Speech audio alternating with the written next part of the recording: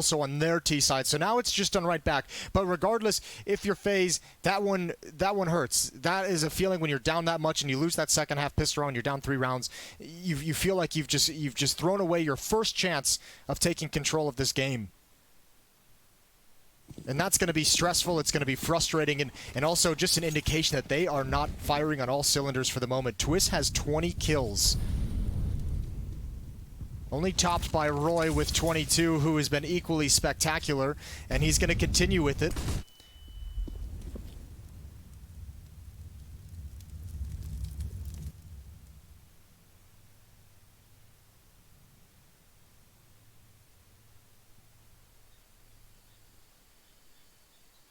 Rain's looking for it. Cubby hold. Bomb plant enables this buy, so they've got the 2 AKs. It's 1 for 1. Rain does get the shot back, but they lose Brokey, and they're not sure that Roy... Oh, Roy gave himself up. Got baited into the shot. Twist is able to turn and get the shot in return. But Hooksy's down middle, and Olof's not ready for it. MP9 able to spray him down, and... Oh, that's a terrible... Okay, sorry, excuse me. That one went to cave. My perspective was off. I thought we were further back, and that was actually still the wall. That was the pillar that was obscuring my vision. So that one actually did cover cave, excuse me. And they do smoke the lane as well. Hooksy, though, running around, jumping as well with the MP9, but Twist with the AK-47 gets the kill. They're going to shake hands, give each other a little kiss, but apparently Poison Ivy, the kiss from Yabby, and he comes back through to find Twist as well. They are winning the clutches now, and it's Copenhagen Flames to go 11-6. That's crazy. Hooksy doing such good work with the SMG first and middle, obviously jumping around the corridor and leading the charge on the retake, being the bait for his teammate, but Yabby's the stud. The kill on Kerrigan coming through the smoke and then following it up with an aggressive play that Twist could not have anticipated. Copenhagen Flames is playing so well. Even when Roy goes down without really any kind of a fight back after he gets kind of baited into that first shot, at least he's got the information. It's such a forward fight that Copenhagen Flames has time to recover. And boy, are they. 11-6. Take a lot of damage in terms of having to rebuy weaponry. Surviving with just one player, and the plant is going to help FaZe Clan. So money isn't great for Copenhagen Flames, and in the early stages of this second half, that's basically all FaZe has to rely on. They have to apply pressure to that factor. Remember, this is a one-on-one game, so the loser of this goes into elimination, and both of these teams would be in a tough position because FaZe has struggled, and Copenhagen Flames are still an underdog. This is a significant win to keep them on the upper side, to give them that buffer in the brackets, as Nikodas and Zyphon go off in this round, and Brokey, despite having a Galil to work with, has 4 to find and can't do it. Nikodas gets him instead, and the score now double, as it's Copenhagen Flames on 12 and FaZe on 6. That's how maths work, and I sound smarter than I am. And I'm not very smart, and it didn't sound very smart, so that says a lot. It does say a lot. Mr. Leading the Way, Twists. Yeah, kind of leading the way and a little bit lost, I think, at this point, because his teammates not really giving him a lot of support in some situations. Look, I think at the moment it feels like FaZe just don't. They're just not all on the same page in terms of attacking bomb site. That hit right there just looked odd. It felt odd. It felt like it didn't have any real strength behind it, despite the number of FaZe bodies that were at the bomb site. Copenhagen Flames just handled the initial attacks, one through the smoke, one at an off angle, and there's the push from Roy. And this is the aggression we saw yesterday against G2. Copenhagen Flames bringing it out again. Gaining complete control of this entire pathway. And Zyphon even going to be able to challenge towards mid. Hooksy's in the fight. Twist is waiting for the repeat. It's going to be Hooksy who gets blinded and just pre-fires the angle, just knows it intuitively. So Brokey left alone, and Hooksy's got that. Hooksy's looked great in these last few rounds, hasn't he? Another hat trick this time, up to 14 kills.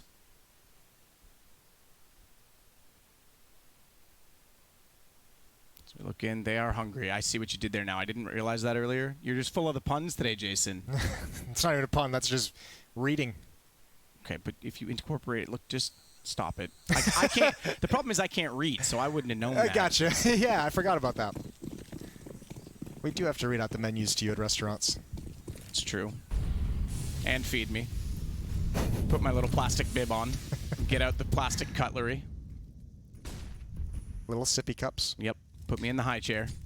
If FaZe ever thinks this aggression is going to stop, they are sorely mistaken. And who other than Roy to be there as well as Zyphon. They spray into it. Oh, they've got him down. Rain's gone through the smoke. They get another one. That's just crazy. Zyphon heard the tag of Roy spraying through the smoke and was like, all right, I'll complete that kill. Sure thing. Smoke is down Roy. Ooh, this is dancing with the devil. Kerrigan's on the other side of the smoke. And Roy's just trusting that it's going to provide him safety, taking the risk, taking the gamble. Yabby's about to be under pressure. There's one peek. They know he's in Temple. They know he's been forced back, and he's been forced off all those effective angles. But no commitment from FaZe. The utility and the presence of one player, the defense has shifted. It's leaning towards A. Meanwhile, Kerrigan is going to start investigating the B bomb site. As the in-game leader, he's calling everyone back. Roy still has control of Jaguar. And that could be a problem, especially if Kerrigan goes down here. Oh, that's close. Wow. That's really close. I thought he was gone. Did I not hear a dink? It must have been clipped on the edge of the wall. Yabby's going to get Kerrigan in the endo. The 50 HP not enough, but Roy, he's coming back around, and he's got one already. He's got both. Oh, Roy, what a joy. He is so good inside of that cave position, and Olaf Meister with it all to do in a 1-on-3. Bomb down on the site, and 15 seconds. Not only 15 seconds, but they're not even close enough to go for a triple kill. There's no way he wins this round because still far removed from the equation was HooXi just rotating over, and they don't even need to go that far. Nikodas has it. 2 to go for Copenhagen Flames. How dare I doubt them again? You're just so jacked up on the FaZe hopium. Listen, man, it's Twist, okay? He's my boy. Yeah, he's good people. Not having the best of times at the moment. Mr. Run From Me. You can't run from Roy. He just gets behind everyone all the time. He's been great.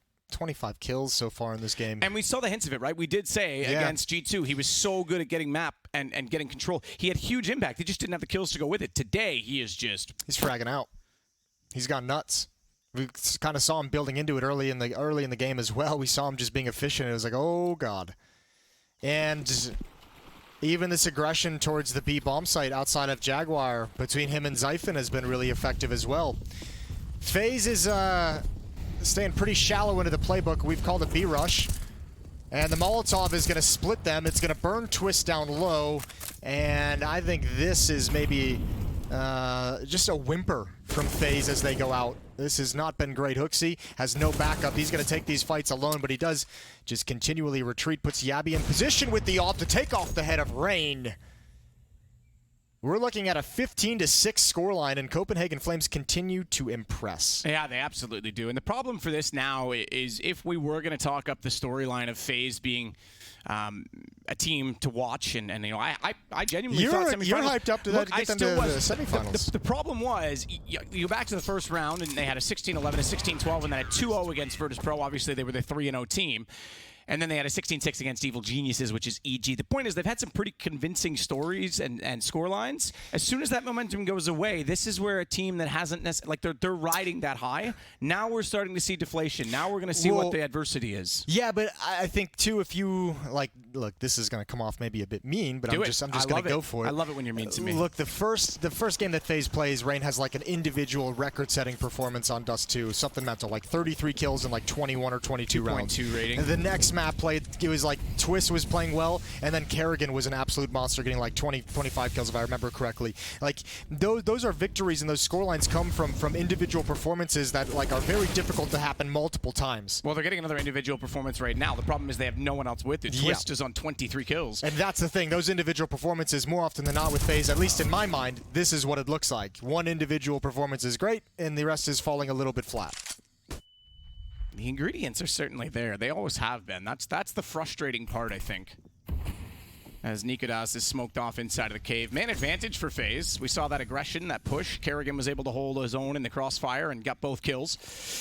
Nikodas, though, on the deagle. Oh, he's got him dead. No question. Kerrigan had no idea. They're just timing the pushes from the box area so well, and HooXi gets it back in the corner in time. I thought Twist might have saw the gun barrel. Yeah. Good time to turn off X-Ray because we couldn't really see where he was looking, and he absolutely did see it and gets the kill. So now it's Nikodas and Yabby. And Yabby, gets a free one. Olaf, they're still trying to clear out Donut from reverse, and now the other op. A double up set up with Rocky. Oh, he nearly got it done, but Yabby gets the kill instead, and it's 16-6. Copenhagen Flames end up in the 2-1 bracket, whereas FaZe now face elimination in their next matchup. It'll be all best of threes moving forward for both teams. FaZe, but FaZe is going to have the hard route. Yeah, the nice thing for FaZe is they get to best of threes, which as experienced players, you're like, thank God, I get to play best of three series instead of these best of ones. The problem is there's actually a lot of decent other teams that are good, Yes. they're going to be down there with them, that are also hoping and praying and waiting to get to the best of three stages. But regardless, what a great game from Copenhagen Flames. And the recipe they have on Ancient yesterday against G2, it just played this similar game style, and it worked out great. That aggression outside of the beat bomb site. Roy this time was a stud. But it's not going their way. And Shiro has an AWP and Hobbit with a CZ. I don't know about this one here for Hobbit. Able to take down one at the very least, but down to 16 health. Surely he can get traded out. Does a lot of damage to Buster, actually. And maybe Shiro, if he picks off one, there could be an opportunity. Just desperately trying to survive at this point, though, is going to have to fall back. Yeah, and A-Small and AWP, he is absolutely going to be hunted by Virtus.pro. You know Jame wants that AWP. They've definitely got a board in their gaming room, and the first line of that whiteboard says, get me an AWP. Virtus.pro continue to win these marginal situations, but I mean, that one was very difficult for Gambit. One flashbang across the whole map. I can't see that one happening, as you can see how hungry Jame is for that AWP. He'll be denied though. Quick swipe from Shiro. Yeah, how important it is for him to hold on to this. It's so important. The thing is, for VP too, they don't really want to lose guns, but they understand how important it is for the AWP to stay in the hands of Gambit here. They're so broke, and single AWP can certainly change the tide, or turn the tide. But at the same time, it's really hard on this map because you can get really close with nades.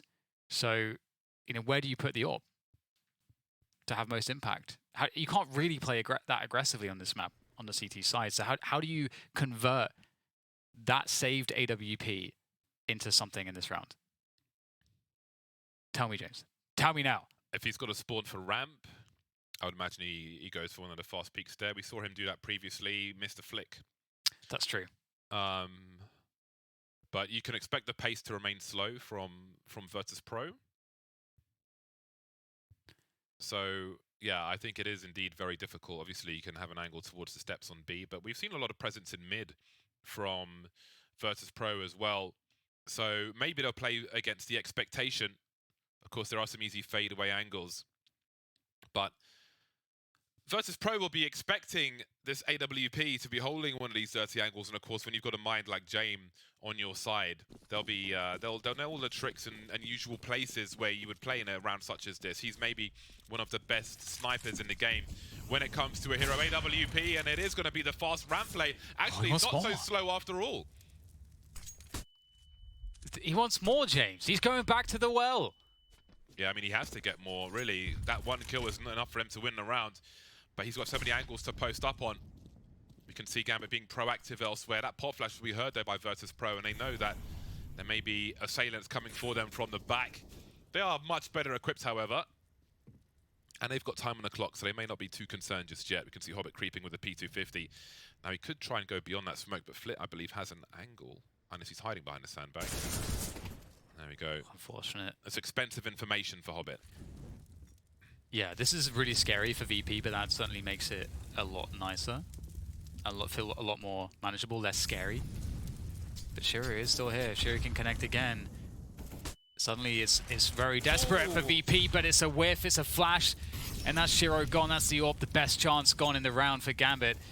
Inters will try to creep through and play around the smoke here with this P250, but really there's not a lot to work with. Oh no! Oh, Jame, how's he connected that one? The trades come through, and it's now just going to be Buster and Keykurt here to try to keep this alive for VP. Should be enough. Nafany's not really in a position to do too much here. That's a one-way from Keykurt. Surely it's a one-way he just made. He's 66 HP as well. He could get one shot by this USP. Is there an angle for Nafany to go through the smoke maybe and find something? Keykurt moving in the corner now. Oh, he knows. Marvelous. Yeah, that execute from Virtus.pro in that short position to completely Molotov, HE, and blind Shiro was beautiful. And again, I think Virtus.pro are the hardest team to get that hero AWP to work against, because Jame, I think, is one of the absolute best at that exact example. And now it's 11-11. We're all tied up, and it feels like we're sort of, you know, at a clean slate between these two teams in terms of the back and forth, the momentum. Money not really good for VP. If they lose, they will have to half buy or save, even possibly with a plant. And then similarly for Gambit, they'll also have to save. So again, we're back into this territory again, but Hobbit's going aggressive down the ladder. He's behind enemy lines here. He's going to get a freebie against Flit, and now he can cover his retreat. Oh man, this is dangerous. There's no one to punish him out mid as well. Great play there. That could make the difference. There's now Nafany's challenge. Doesn't have to... Oh, the flash comes in at the perfect timing. I think it blinds them both, but Shiro converts. 3 more to go. Holding angles towards Kikut. The Molotov may force him away, though. It's surely going to spread. Indeed, it is. The smoke is here, but that'll give Kikut slightly more angles to play with. Gambit have lost a lot of rounds in this half that they will feel marginal, but it's looking good for them at the moment. The exchange continues. The incendiary to delay a bomb plant, but there's still a minute on the clock. Kikut moving forward. Hobbit is eliminated, and there's no trade. Kikut dancing around now as that bomb is planted, but Nafany will finally finish him off. 4 versus 2, but James is in position with the AWP. It's a 2v4. This is going to be a tough one for Buster and James. James is going to reposition around the side alley. Or actually, no, he's still actually up high on top of the ramp. Oh, he's just owning them right now. This is the problem. Inters and Axel don't have utility to... They have to just win the gunfights here. They have to provoke the peak and win the battle. But you can't win the battle against James. Just knocking them all down. Inters tries to make a go of it, though. He's going to have to try to just push further forward, but he has no time. He has no time at this point. He gets the last kill, but that's a wrap. Great stuff again from James.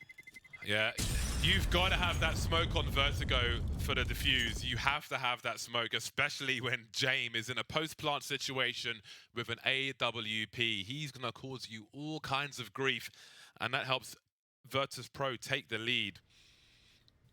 To some degree, the numbers almost don't matter if James has position and an AWP. You've got to have the utility to take him out of the game. They have to have a smoke if they allow the bomb to get planted and James is up. So many problems. Look how abusable those angles are with that AWP. So hard to find a headshot there versus him.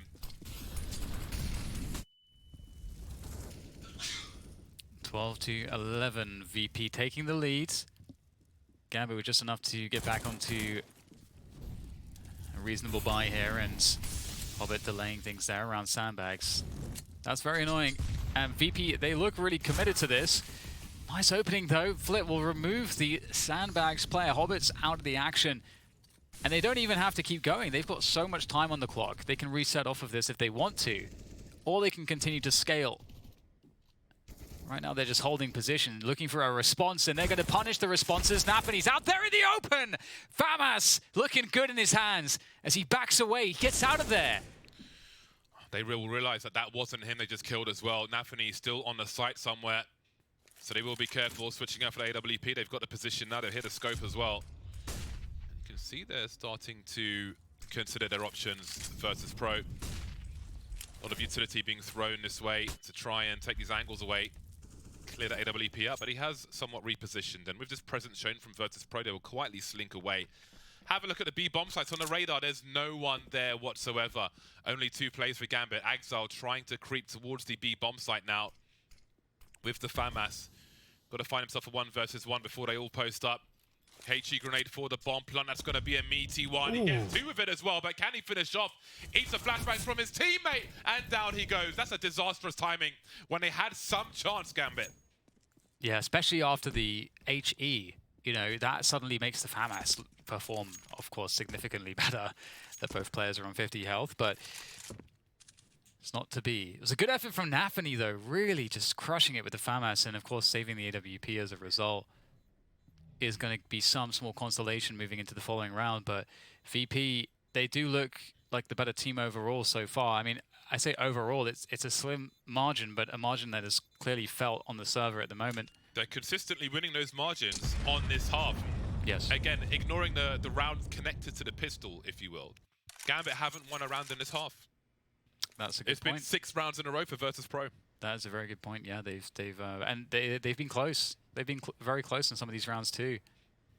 But again, the strategic approach from the T side looks a lot better for VP in my mind. Just the way that they're playing it allows for them to have more options, and they're more unpredictable. Gambit's T side was pretty tight in approach, but it was fairly predictable, and I think that was something that was very helpful for VP. And if VP hadn't had that hiccup with Kikut, you know, they actually would have perhaps had a much greater first half, and where they would have won the first half with a lot more rounds. So yeah, overall I agree. VP looking better on Vertigo so far today, but it's CS:GO. It's the best of one. Gambit are not dead just yet. They do have the saved AWP in the hands of Shiro to work from. Oh, we didn't catch the wall bang. That's a bit nasty. That particular angle on the bomb site versus AKs is a problematic angle for Gambit. But if you don't take that angle, then you can have multiple players swinging on the site, right? But you need the AWP somewhere else, I feel like, to catch players trying to pick that angle if there is a way for them to do that. Because they have lost so many players, I think, in that particular spot. Be a very interesting heat map. And again, it is the hero sniper for Shiro versus the rifles. No AWP for Jane, but if Shiro drops, then that could change. Forward grenades now, but Yakindar's in a great position with the MAC-10. And again, another team flash. The synergy doesn't seem to be there for Gambit. Trying to swing with flashbangs, and it's not happening. Hobbit gets a maybe random shot through the smoke. Interns pushing forward as well. Damage, but no kill. And now you got to think about holding on to the AWP for the next round. Yeah, the important thing is they managed to fall back after the plant, so they've done the hardest job now. And Yakindar's still there up in their faces with the MAC-10 if necessary, if they start to push this. Yeah, really doing his job at the moment. Keeping the pressure on. Keeping the presence alive. Nice shot from Hobbit though. They are doing a lot of damage here. 3 HP for Hobbit, 5 HP for Shiro.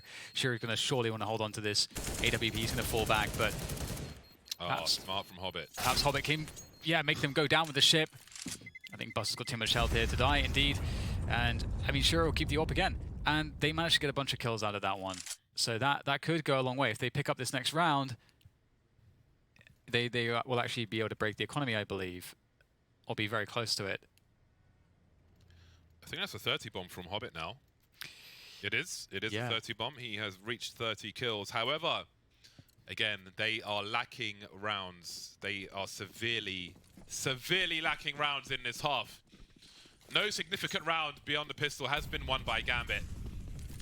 And it has to change now if they are to show something in this half. Otherwise, Virtus.pro will find themselves on match point. And Gambit will be 1 for 2.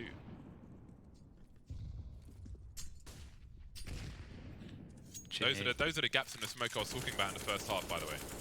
Yeah.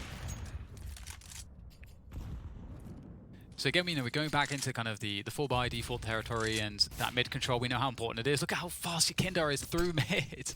So much presence, and surely very scary for Gambit. They've got to respect that with the way that they're positioning. And they're going to fall out of mid immediately here. And look at the attention on that mid position right now. So that means that VP have sort of created an opening on the A site. They have a small window of timing to abuse when it's just Nafany here. And that window's now gone. The rotation's back on the site.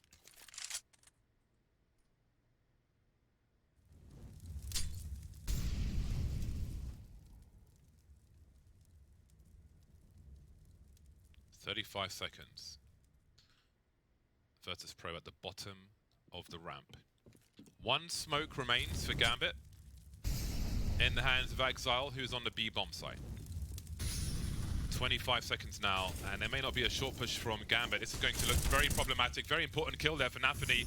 Not overextending. You can see 3 people looking at him, which is really going to slow things down even further. The bomb spotted. Have a look at Yakindar's jiggling. They have half a chance now. Shiro is not going to be able to stop the bomb plant itself, and they somehow still get it down. And their numbers are tied. It's a 3 versus 3. Exile still has his hands on that smoke, soon to be deployed, it looks like, but the flashbang will be first. Hopefully not of Team Flash this time. Yeah, and James just has to hold like he has been. And he's so good, he's so consistent, he's so ready. And there is the smoke that's going to allow Gambit to get a little bit closer, tap the bomb, create some pressure. Flit, in response, goes deep. Sitting on top of the bomb here, trying to delay things even further, making it very chaotic indeed. Intos takes him down, the trays come through, someone needs to get on the bomb. Someone will get on the bomb, but is there enough time here? Looks like there should be. And Gambit keep themselves alive in this one. Solid retake from them. Very scary, but at least this time they had the smoke, and that made the difference. Yeah, and but still down to the wire. So much spam in the smoke.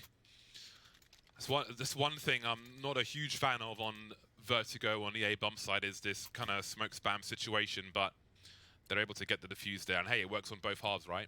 Yeah. And maybe that just means you have to really stop that bomb from getting planted in the first place. And again, beautiful late round counter-strike from Virtus.pro. But finally, Gambit prove victorious. And let's not forget the damage they did in the previous round. We can see that the money is kind of broken for Virtus.pro.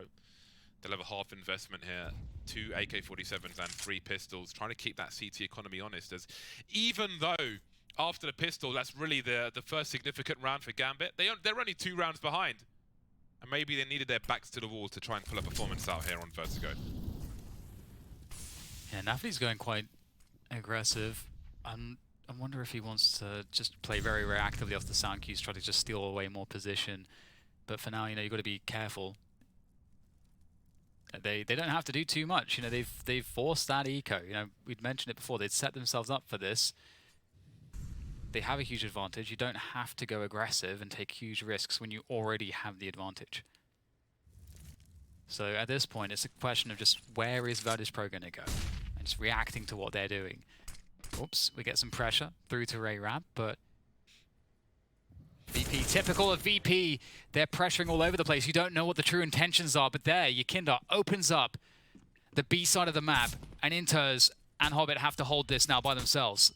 Yekindar is so good. He's so dangerous. Always getting these kills, looking for another one.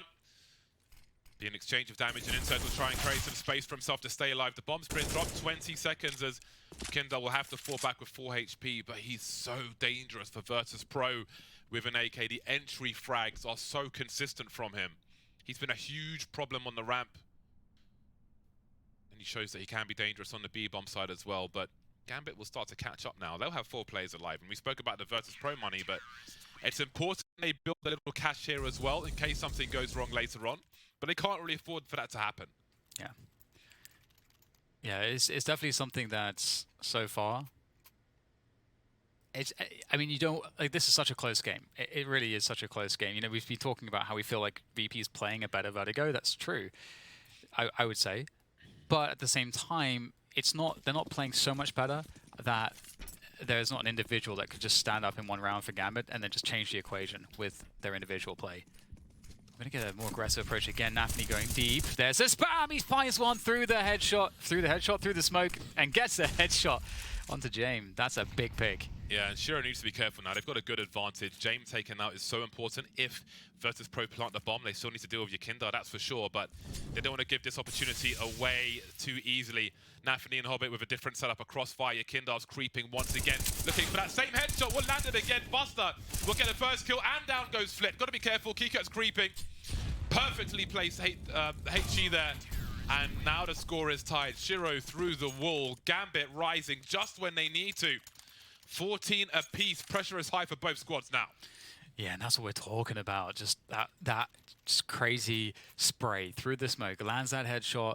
And the thing that sucks about that is that, you know, VP are in a position where they know that they can't allow that advantage to go unchallenged. They have to actually kind of commit off of that. They can't be in a position where they just allow it to be a 4 versus 5. There's a small opening at that point to maybe trade it, and they have to take it. So just with that, Gambit are now starting to look better right at the end, which is, you know, if you're gonna look better, then I mean, this is the time to do it. That's where you want your peak to be. Exactly. The round-winning rounds. Exactly. Hobbit manages to escape. Inters tries to drop the molly. Has he dropped it in time? No. Flint's got a decision to make. Force forward! Ooh. Okay, they won the round. They got wrecked. It was an eco, but that was such a sick frag. I really enjoyed that. But hey, Gambit find their way to match point. I'm sure a lot of people are breathing a sigh of relief now because it was worrying for quite a while. We saw a significant run of rounds from Virtus.pro. Yeah. And they need one more to take this one to overtime. No, it's really crazy because, again, it's felt like VP been winning this game pretty much the whole game until right now. Until round 28 and 29 and possibly round 30. We'll see, you know, what VP have if they can equalize it. They've got a great buy behind them. And we won't see Gambit, you know, running in, taking those early round risks just yet. They've got a sense of mid control, which is important. We know how VP likes to go for that mid control or that mid pressure. So Gambit are forced early on to respect that and place players there. Going for a pretty fast timing here towards this B site, though. Oh, huge pick. Yeah, but Kindar still creeping, and he will trade. He will create some space. He is the can opener, and he'll be successful once again. We see the rotation in. Is it the right one this time? As we have seen Gambit hold the wrong bomb side eventually, but Virtus Pro are still so close now. An exchange of grenades on both sides. They've got to take these angles away from Jame. You can see Nafany creeping, trying to play anti-flash. He'll hear the grenades being deployed if they throw some, but we can see KitKat looking over the smoke, as is Jame. Plenty of sound cues as well. Kindar creeping, and does Nafany survive this? He doesn't. They're lining up for Incest, though! No kill for him. Man advantage, Virtus Pro. They might just be lining up again. The spray comes through. It's only one for Hobbit, but slowly but surely it's happening. And Gambit, somehow, someway, have actually won this game of Vertigo. Again, it really felt like VP was the better team.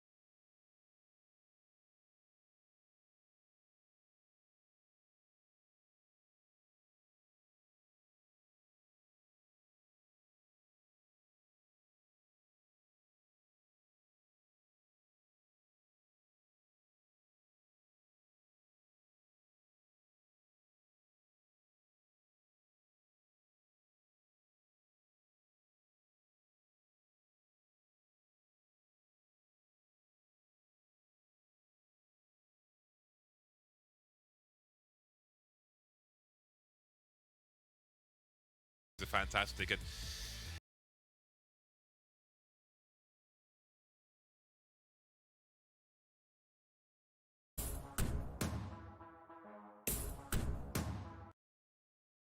my issue with Art, you're right to mention it. They bring a different flavor. When Furia started having wins and Ws in the Counter-Strike realm, it was in a way and a fashion that we didn't really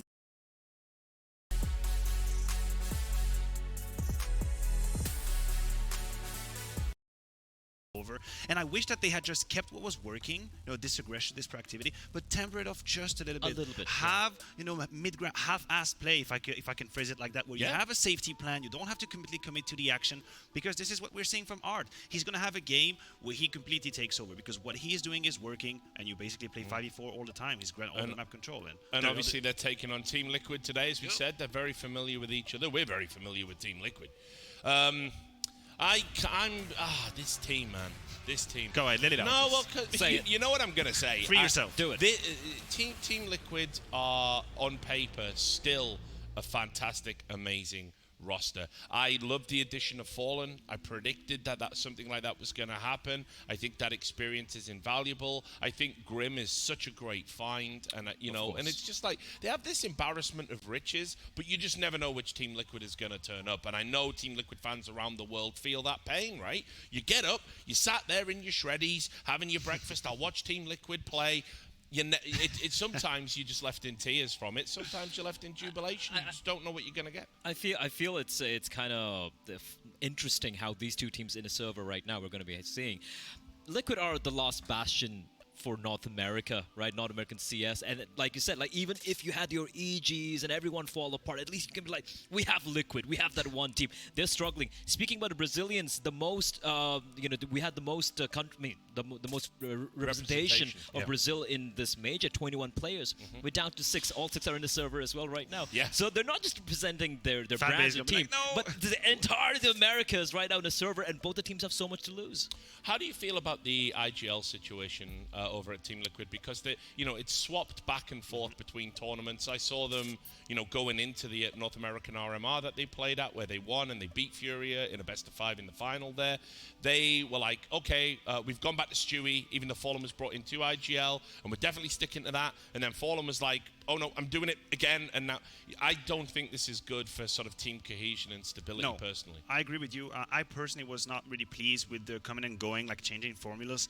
I was under the impression when Fallen came in that it was quite clear he was going to be the IGL. Of course, like he's one of the most veterans. He's won 2 majors in this role, so he was kind of solving the puzzle, solving the mystery. What I do appreciate, what I do acknowledge, is that Stewie is a player that needs a voice. We know how he feels the game. We know how his intuition, as the action is going on, is going to be important. But I feel like Liquid took a very long time to find a synergy between the two. And it seems like they are going in that direction. You read interviews, you hear interviews, it's getting better. But this is almost like the temperature check for this lineup. Is Fallen and Stewie working in together? You have Elise chiming in. You have to make it work together. yeah. And we can look at the veto now. So Blair, I'll come to you here when we bring it up on screen. Yes, I've said this many times. For me, I know Team Liquid are happy to play Inferno. I do feel like sometimes it's not their friend. Yeah, but that is the nature of the beast, right? In all honesty, I feel, looking at the way this one's been banned out, it makes sense, right? Obviously, going to be seeing Ancient getting taken out by the side of Liquid. We're going to be seeing Dust2 immediately kicked out by Furia, and you can see it's an early bans there. Nuke getting taken out. Understandable, you know, in Furia, it is a comfort map for the side of Furia. And heading into Inferno, for sure, I'm going to give the slight little edge to Liquid over here. I think they've looked very good on Inferno in the past. And for Furia, again, that's the thing with Furia. It doesn't matter what the map is. It's hot or cold. If they just pop off, head off to a great start, Yuri gets going, Art's getting his entries, just opening up the map single-handedly, they're just going to stomp all over Liquid, or they could just get banged out 16-6. And you're talking about entries. I do think that the name of the game is going to be the T side of Furia against Liquid's defense, because that is the DNA of Liquid. This is when they were actually hitting their peak, hitting their stride in the trophies. They had an absolute rock armor defense. You could not get past that. We have seen Furia in this very event kind of break their teeth against Astralis, only winning 5 rounds. I fear for them that they're going to end up in that situation where the defense is just rock solid, you cannot get through, and Art is going to once again end up running into a wall a lot of times. Yeah, I mean, listen, as I said, there's just nothing. These opponents can't have any surprises against each other, you know, haven't played each other so extensively.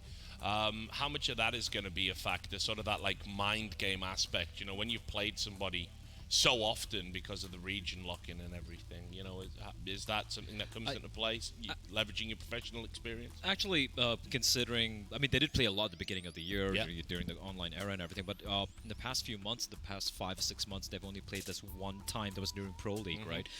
Which is funny enough in the EU. So they were also kind of unfortunate that was with Gary as well at the time. Yeah, that was the fun time when Gary actually came in, and that was a to well, that was another factor we haven't even been able to sort of fit in to talk Gary's about. not I here. wish we could, but unfortunately, I've been told that it's time for the action. Oh, no. So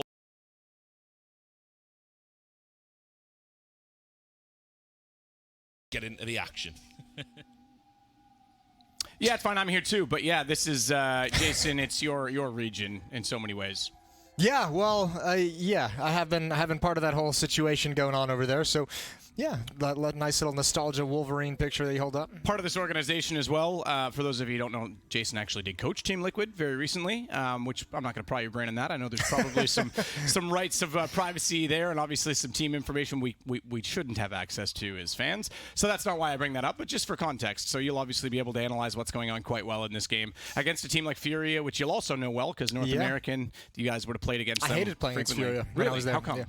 Well, that was like at their peak. That was like their peak scariness, was like that online era back in the North America. Henny was playing lights out. Art was at like the peak of his game as well. No one had really figured out kind of how to play against this new style. It was tough. They were a very frustrating team to play against because there was just always some kind of insanity going on somewhere on the map, and it was very difficult to read, very difficult to respond to. Did Fallen have any sort of insight into that? Because he hasn't really been a part of none of these players, as far as I know, have played directly under Fallen, whereas a lot of Brazilian players have, or at least been influenced by him. Not like insight into what they like to do or what they were going to do so much. I mean, obviously we picked things out of the demo that we thought we could exploit, but more of like a insight into like a general philosophy of how like they thought about the game and in that kind of a sense, and you know, a framework of which you could have a conversation on how to play against that kind of style. I feel like the weird thing with the Brazilian scene and that we talk about sort of these rivalries and the pug systems, right, and 10-mans, because we know that obviously the pros have their own little circuit of 10-mans that's quite exclusive for reasons. Obviously, even when they're casually playing the game, they still want to play at a decent level and have fun with those that they know, and also they want to chat with people that they can trust and all of that stuff when they're just kind of shooting their mouths off for fun. So obviously, yeah, they play with themselves. That sounded Sounded great, actually. Phrasing. Yeah, phrasing. All right, so anyway. What you do is you get a tape recorder. Yes. You record yourself, and Yep. at the end of the day, You upload listen it back to a it. very specific website. No, the point is, though, but like in Brazil, a lot of these guys have been now removed and playing either in Europe or North America so frequently that some of the newer Brazilian players coming through haven't necessarily been within those 10-mans anymore. So I was wondering even if Fallen had seen much. Obviously, when they come to North America, we know the Brazilians, when they're going to play, they're going to message each other first, Portuguese, have some fun. They're Also, like, comrades, but there's almost more of a distance now between that. Oh, certainly, and like not just distance in terms of even like having those 10-man systems that we used to have in North America is tough to execute now when you have teams like Liquid and EG going over to North America. Furia has been living in Europe, and then all of these teams traveling, you're not able to kind of get that same kind of effective pug system going on that is so useful, and that's part of the reason why Europe is a very much stronger region, is you have this kind of pug system that individuals can move up in, and you play against each other constantly, and you're always getting updated on the small details and the small meta adaptations. Regardless, all that out the window. No excuses for either of these teams. 1-1 matchup. Furia Liquid on Inferno. Liquid's going to start on the attacking side. A little bit of a stack in towards Halls. That's K Serato and Yuri defending against that, and here we go. This is going to be a big deal. Swinging, ducking it. It's Yuri for the first kill. They now know the trap is sprung, and there goes K Serato. Good kills from Elige, busting that wide open, and they don't press the issue quite yet. Looking to see if there's going to be a third player follow-up. This is a 3-on-3. Nav's going to try and cut off rotations. That's Drop coming over towards the library with the USP. So Drop Soul holds the newest addition to this team, that ever-rotating 5th spots, where they've had many different players in that position. Now Elige is going to take Drop down. Great shot with the USP. Grim will hold inside of the pit. That will cover off the rotations from the bracket side, but Art is still up above and has that Molotov. That can absolutely push him out of position and be a massive issue, but it's Vinny instead on the floor that gets the shot. Art over top. CZ, now they'll clear, make sure pit's fully gone, but that means they go one at a time. They didn't go together. They didn't look for the trade, but Vinny still gets it. He's able to recover, box to create separation, and defuse to get the win in the round. Oh, and that was Elige with a quad kill going for the ace on the final kill. Some fantastic shots, and Furia managed the retake. Pistol round to the Brazilian side. Yeah, there's a lot of, I wouldn't say this is necessarily a grudge match, but there's obviously a long history over in the North American region over the past year and a half during COVID times of this series. This battle between these two teams has a bit of history to it. And frustrating, Elige probably felt like he didn't have a great chance in that fight at the end. Vinny with the trade. And yeah. Little F-bomb there. Yeah, understandably. Frustration. Yeah, this is competition, this is sport, this is emotion. You're invested in this. As it's going to be alt middle, the approach predominantly for Liquid. Grim still holding it out toward the T-stairs.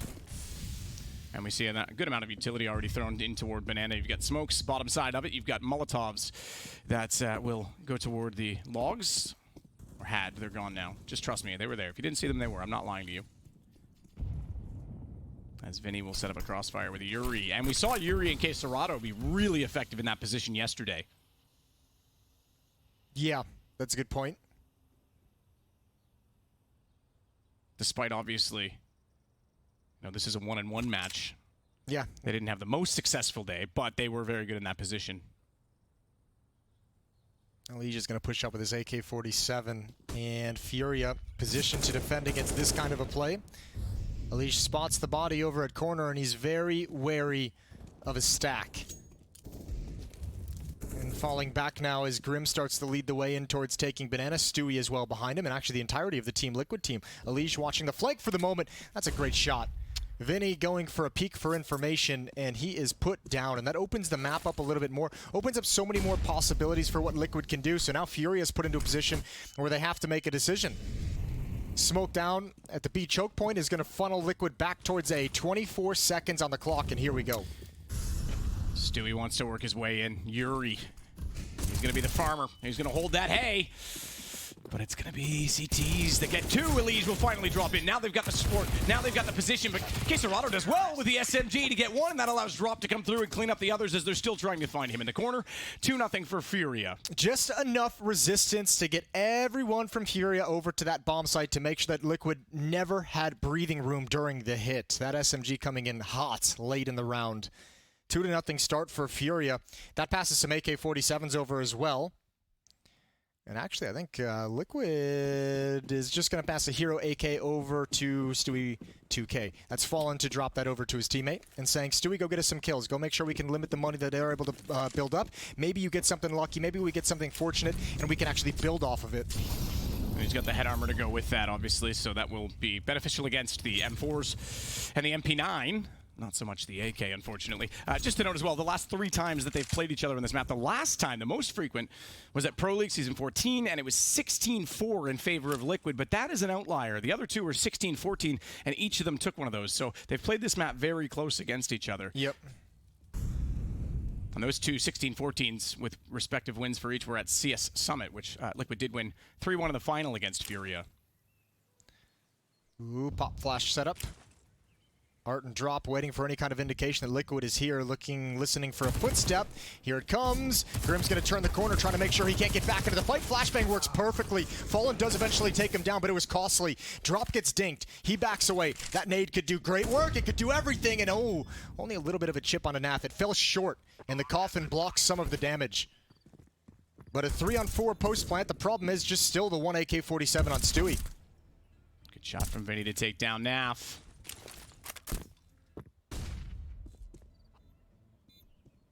Lige waits, wants to swing it out, Deagle in hand, but it's Queserado that gets the shot. Yuri, distance, AK. Doesn't matter if Stewie's got that head armor now, does it? Not so tough now, are you, kid? 3-0 for Furia. And remember, just to speak of sort of the Brazilian aspect of this, you might have Fallen on the team. You also have Stewie, who played with Fallen in MIBR, and is an honorary Brazilian due to the legendary Stewie 6K round in Belo Horizonte. That was great. That was a good round. All right, full that buy. round was so... That arena had so much noise and was so loud. We did have some sound issues, but like Henry and I couldn't even hear each other. And that play, I couldn't even hear myself. I could have been speaking a different language and not known. Like, it was so loud when the building's made out of pure concrete. Yeah, it is a bit of an echo chamber. Shocking, really. Stewie, deep Molotov towards Carr and half wall, so that he can have some safety in the obligatory exchange of grenades in Banana. Drop's going to spam through the smoke, hoping someone's trying to make a play, but Stewie's not fooled. Grim takes the worst of it, the brunt of it, and it's quite a lot of damage. 85 down to 15 health for young Grimathy.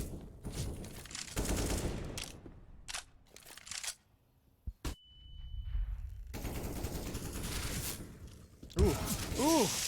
Grim's got Art a little bit ambitious to try and get on top of the barrels when they're spraying that down because he's still got to land, get position, and try and find the aim. That's too easy. Grim's on 15 HP, but the man advantage. It's Queserado that's going to bring the AWP over to Banana. We didn't see it here often yesterday. He was so successful at the top of mid at the brackets position, specifically on the boiler side of that as well. Utility thrown, he knows it. Doesn't go for the shot in the half wall. Doesn't want to reveal that he's here yet. He's trying to just stay quiet. Let them walk into the AWP. If they try and go for utility deep, that's exactly it. They're going to think it's clean to go around the corner, and Stewie's gone. Very gone. Here comes the follow-up nades. They know the op is here, obviously. They don't realize it's the only one here. And Queserado's going to be forced back. There's nothing he can do through the smoke. Furia gambling that Liquid was going to fall back to the A bomb site. And now they've got they've got a heavy flank coming in. Fallen takes some damage, but doesn't go down. Elige, first one at contact. Yuri ran out of ammunition, I think, or he switched away. And there's the repeat. NAF with a double kill is going to secure the round because Queserado's going to try and fall away. Oh, Queserado. Counts as a quick scope because the button, the input was pressed, but that's about as a no-scope as he can get. About as a no-scope. I like All right, listen, man. English. Speaking franglais today. It's going to be Grim. Everyone's low on HP right now, but Grim in the back with NAF to work around and Queserado desperately trying to be the one that not only opened up this B site, or rather held defense, opened up the killing on the B site, and trying to close it out, but couldn't do it with the AWP. He was rendered useless with so much utility in that position throughout the entirety of the round, but now we finally get Liquid on the board. Yeah, real power of that round, real turning point is Elige and NAF handling that flank down mid that was coming up Banana. They go 3 for 1 in the exchange. And from there, no chance of a retake. So first round on the board for the North American side. Op in the hands of Art, op in the hands of Fallen as well.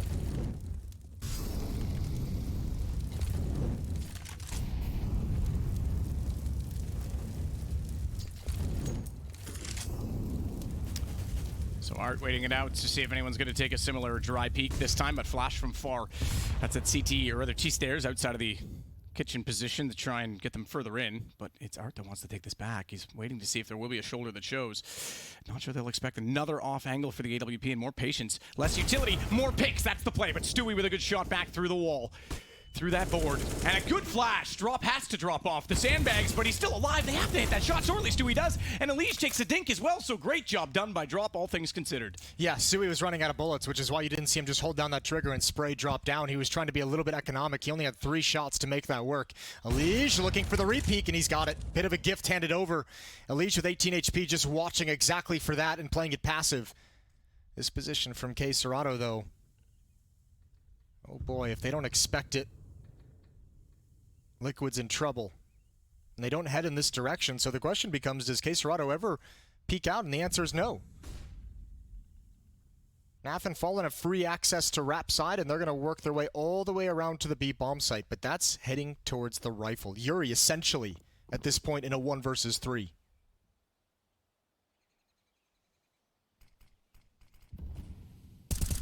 Here he's trying to make those shots count. Sees them coming around, but falling on the AK instead, and didn't take much damage, all things considered, considering how many bullets were shot out from that M4.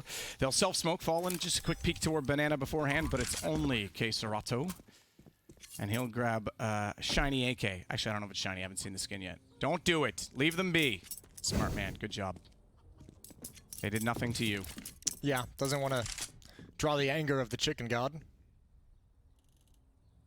That would be a cool, like, bonus mode, like Halloween game mode they could add. If you kill a chicken in, like, deathmatch, they all just chase you and peck you for, like, 2 HP each hit. Or a giant chicken falls from the sky and attacks you. All right, listen, I don't want to have nightmares, okay? I'm Let's not thinking make like it too scary. I'm thinking like Concrete Donkey from Worms, except it's a giant chicken. It's a giant chicken. This is, okay, you're literally, like, posing that hypothetical. Would you rather fight 100 duck-sized horses, or would you rather fight 1 horse-sized duck? One horse-sized duck. All right, producer For says sure. horse-sized duck too. Yeah, horses still kick pretty strong, right? Like, even if they're small, they're probably going to just stampede, trample, run you down. It's just a lot, isn't it? I don't want to deal with that. But if they're small, you just I want like... the fair fight. I want the one-on-one. I hope that duck beaks you so hard. Teach you to beak off, Jason. Look, I can handle ducks. It's the swans I'm afraid of. Stop looking at me, swan. Stewie, again, Molotov towards the car and going to move forward, and he probably feels a bit more confident in this round with the sense that the economy for Furia is pretty chewed up. It's a Billy Madison reference, Yes. in case anyone was wondering.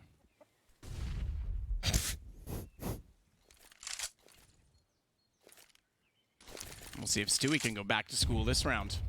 Up against the Pistols, keep it conventional, but they don't know where that AK is. The K Serato's grabbed. It's boosted up new box. We know that. We've got that information. I imagine he peeks into this at some point. Fallen does have some utility ready. Stewie's on the scouting mission. There's the Molotov over to flush them out. But yeah, as you said, the boost. Stewie's not looking for it, so the rifle, if they have a smoke to drop off, they do not. So actually, yeah, Art's going to make a run for that AK-47, and Fallen saw it coming the whole way. And with that op kill, like, Fallen has probably, you know, he might not want to take the risk, but if you're K Serato, you're like, man, that op can just be walking in. He can take his time. So K Serato's got a tough job to do. The rest of Furia not budging from the A-bomb site. Silence on the map.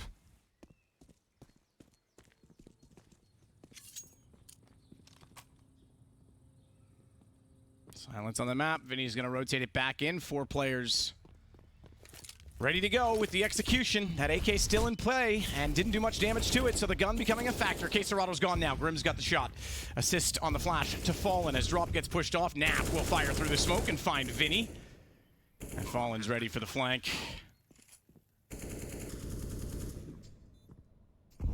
Drop is also inside of the palace, hoping that perhaps someone can walk by and he'll get a headshot and get a gun for his troubles, but he's going to be surrounded. He's making a lot of noise. He's going to give up that he is coming around, but manages to get his aim together on top of the sandbags. Which way do you exit at this point? They don't have the information. They're going to go actually all back toward Banana, and Yuri, I was going to say, is probably going to get one here because it's a CZ75. He tagged up Fallen as well, but the op shot successful. Tie game, so Liquid right back into it. And there's Young John. John the Leprechaun. Yeah. Looking happy. Looking for that pot of gold this major. In many ways, Liquid were favorites in 2019 when obviously they won their Grand Slam, but never got that major title. They were looking good in that Katowice as well that year. It was Ents that shocked them with an upset. Yep, shocked a lot of people with an upset, Na'Vi included. But it was ultimately still Astralis in the final that no one could touch. Timeout from Furia coming to a close, and we're going to get going into round number 7. Still the op on board for Fallen. Nothing to match it on the other side. It's the 4M4s and a FAMAS on drop. This time,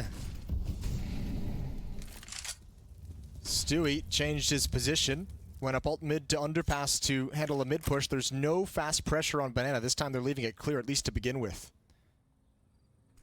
And Art and Drop are going to be calling that out. Drop's out at Sandbags right now, feeling no pressure.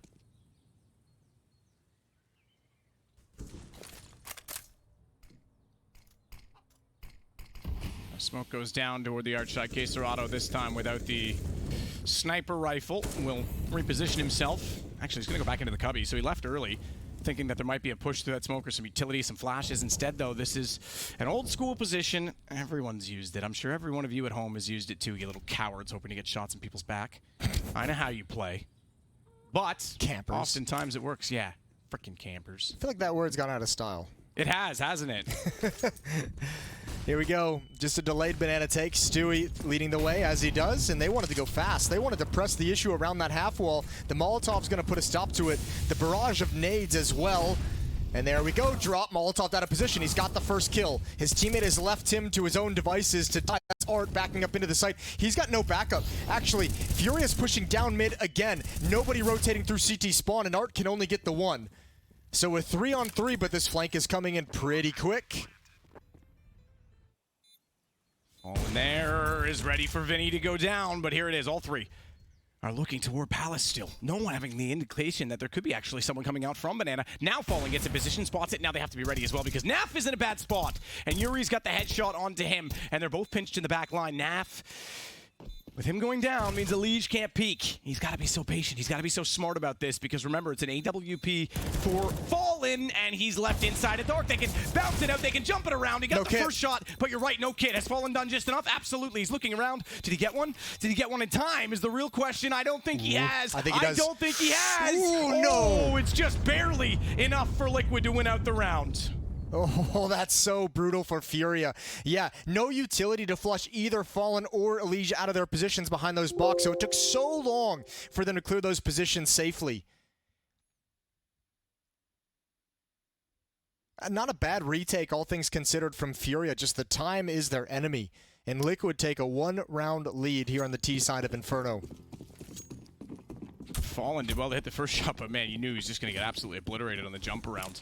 The flank as well from Banana came so quick. If it was just maybe like a 1 second faster, they might have been able to either prevent Fallen from picking off the player towards CT spawn, or at least trade that kill and make the retake easier.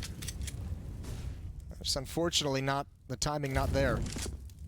Liquid starting, again, confidence due to the knowledge of the economy situation, a little bit more confident to take portions of the map early on in the round. 1:20. They have bracket control and they're already pressuring towards Rap side. It's Stewie to lead the way. Stewie, who wants to be the tip of the spear and investigating.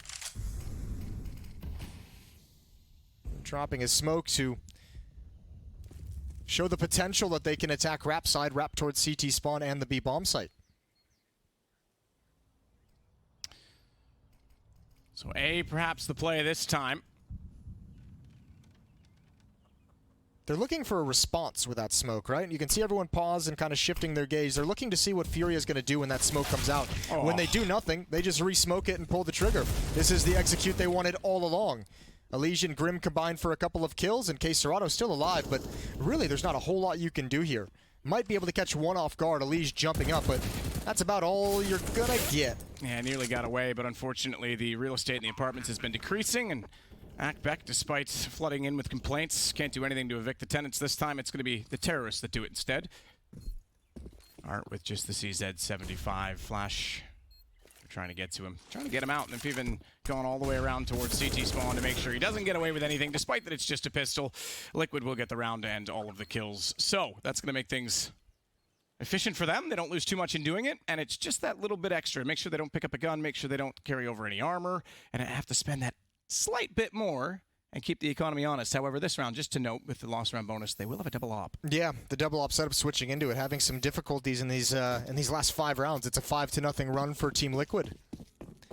After, not going to call it a slow start, being down 0-3, just after a standard start, Liquid have wrestled that control away. 1 op on K Serato, that's going to be Boiler. 1 op on Art, that's at the B bomb site. And K Serato looking for a pickoff. Ooh, he had the shot he wanted. You're not going to get a chance to get away. Elige is going to press that issue each and every time. 14 kills for Elige. In my entire time as a coach of Team Liquid, probably being able to watch Elige play on Inferno was one of the more impressive maps in my mind of watching him play. He's very, very good in that Boiler position, the Halls position, the mid position. It's like 3 positions all in one. Yeah. It's got a deep playbook, Elige. Oh, I'll bet he does. Is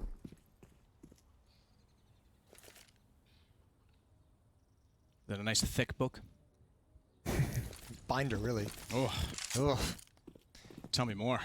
Here we go. Up mid. Oh, Good trade. Stewie goes down, but Grimm's got the follow-up frag. 14 HP, did take some damage. Yuri needs a multi-kill. He needs multiple. He's got Elige. Now coming around the corner, it's Naf. They line up. They're such low health. He got the dink. If he could have converted one, he would have surely got the other as Grimm and Naf on 5 and 7 health. And I don't know if Furia wants to go for this. it's so frustrating when if you're a Furia fan right now and you're looking at the information that we have. Grimm so low, Naf so low, AWP for Fallen, and he's the high HP player. So ultimately, it's whether or not he hits the shot, but you just can't afford it. You can't justify it, and they have to back away. They don't have all of that. Yeah, no kits. You have to wait out that smoke that's in small pit. You've only got 2 flashbangs to work with. You know you're going to be retaking against an op. So, I mean, even if the other players have low HP, that op is going to be able to peek at that long-range retake with impunity. 3-6 as Furia get their scoreline doubled up. Doubled up, and yeah, looking pretty solid because this is 6 rounds in a row as well. So that lost round bonus will be still maximized for the CTs. That's partly why you can justify the save. It just strengthens the buy around it. But to note, they did not get either of the AWPs back, as both K Serato and Art went down without finding... Well, I take that back. Art did get 1 kill, didn't he? But without finding much impact because it was traded. As we take a look at Vinny. Let's see what he's got up his sleeve. Because they're going to need something. K Serato as well, just left on a P250. 5-7 Yuri. I thought they'd have a little more than this, but yeah, the lost round bonus, they were so invested. Only 3,400. It's not really enough on the CT side, so MP9 for Art. And Art is... got a lot of utility in front of him right now. Nade. Oh, Grimm. He's just forward of that. Art jumps up, and Art's too smart as he spots out one more. Ooh, a dink on Stewie as well. But Stewie survives. Survives just barely. Drop could actually spray him down through the half wall, and he's going to take out Elige as well. Now the rifle's working because Stewie walks in, and it's a 2K for Drop instead. Thank you very much, Mr. Stu. And Stu over that, Liquid, because now they have to recover. Naf's going to try and do it, but Vinny says no. Absolutely not. Go back to spawn and wait for the next round, son. That was really dangerous from Furia. The double push, from lane. It felt like they weren't even aware of the possibility that Naf would be lurking there. They could have very easily been doubled up, and then Fallen would have rotated all the way over to the A bomb site with the bomb, and it would have been a weird post-plant 2v2 situation. Fallen still able to grab one. That's Drop who goes down. Yuri surely at some point going to time his step through the smoke, but Fallen's looking for it. Yuri around the edge of the smoke. Good on him. A little bit of a ninja. Portuguese ninja. Portuguese ninja. Brazilian ninja? Brazilian Jiu-Jitsu is what their thing would be. Well, yeah, I wouldn't it? know, but... But no, but like, because like samurais and all that, that's all, samurais, ninjas, taekwondo, we prescribe that to the Asians. I'm trying to think if there's like a Brazilian, like samurai ninja equivalent. I'm sure there is. Some sort of folklore behind it. I've not brushed up on my Brazilian ancient warrior knowledge. Understood. Whatever you want to call it. Vinny's going to drop a Molotov, prevent the jump up from Elige, or at least just delay it. Get utility damage from Stewie. Tossing that nade out. Art's down to about half HP, but he's going to slide out with the AWP. Teammate at the half wall, waiting to help him out if it's necessary. Art is going to be hidden from Stewie kind of jiggle peeking if he does jiggle peek a little bit deeper, but not that much. Art gets blinded and forced off the angle and forced into the open. Drop goes for the follow-up peek. Beautiful headshot. Beautiful trade as well to keep things even. Extra smoke on the ground for Grim.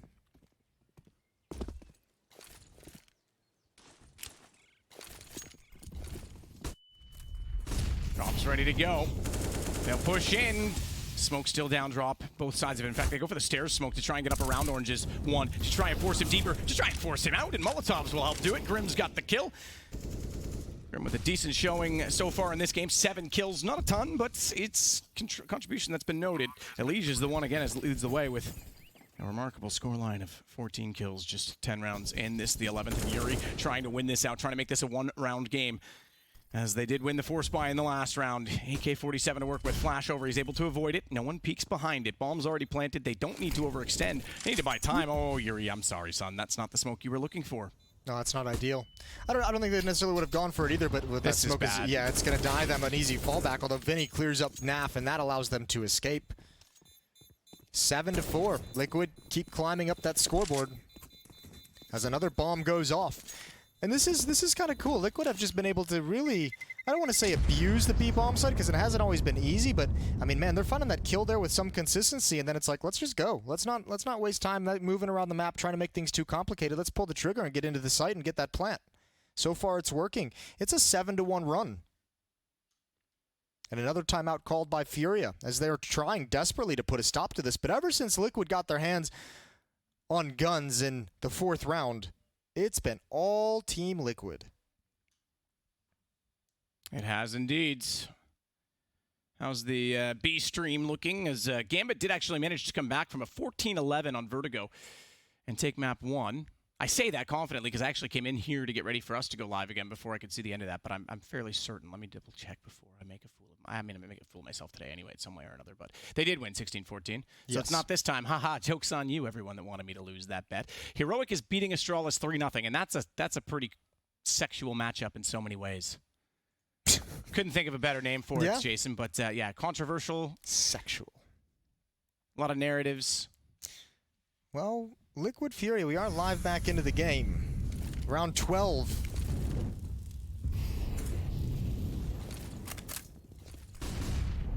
Ooh, Stewie takes damage coming through the smoke. I don't think that will necessarily scare him away too much. It might have Grim shift into the point man position. Flashbang is out, drop swings wide. He goes down, but a good trade from Fallen. And Art wants nothing to do with it. 2 AWPs to defend this B-bomb site. That's unique. One aggressive, one passive for the moment.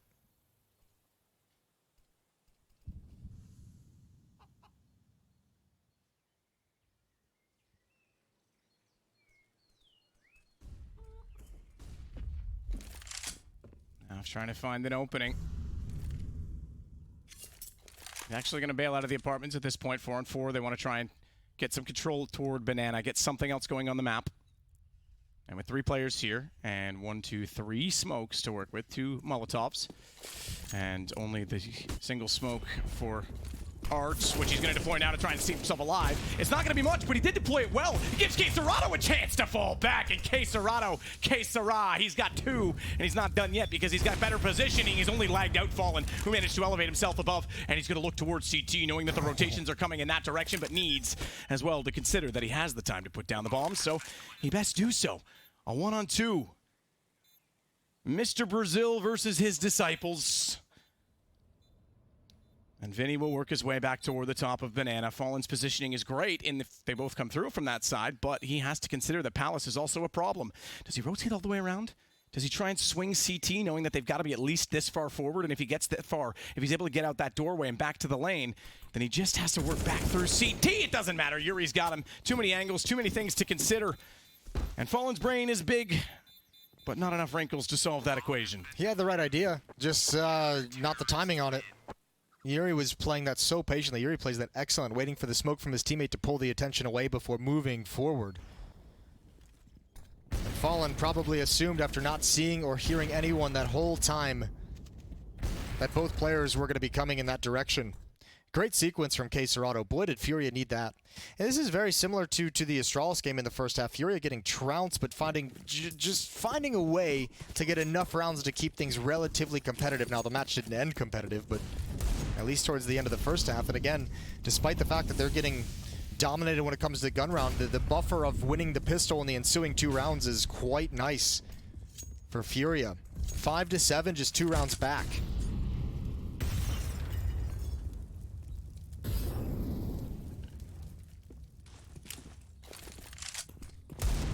Stewie with the Deagle. So yeah, the force buy win really set the tempo for this, didn't it? Because Liquid had full control of the economy.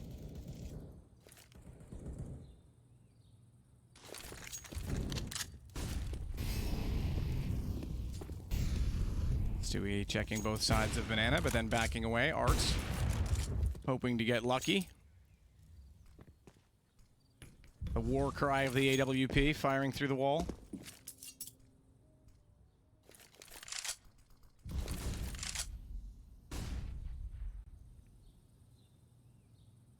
KSCERATO very passively holds the arch side from CT with his op. And Stewie. No work out from the apartments. Yuri tries to fire off some shots. He actually does catch Grim as they fall to the ground. Vinny, meanwhile, is still behind this smoke. And Naf goes down. He's still got the pit to hold. That's a lot of attention that has to go to the back lines. And that means coming in from the front of the site, KSCERATO is able to get one through the smoke, knowing that they'll be distracted. Again, Fallen finds himself in a clutch. He 1-1 on time already.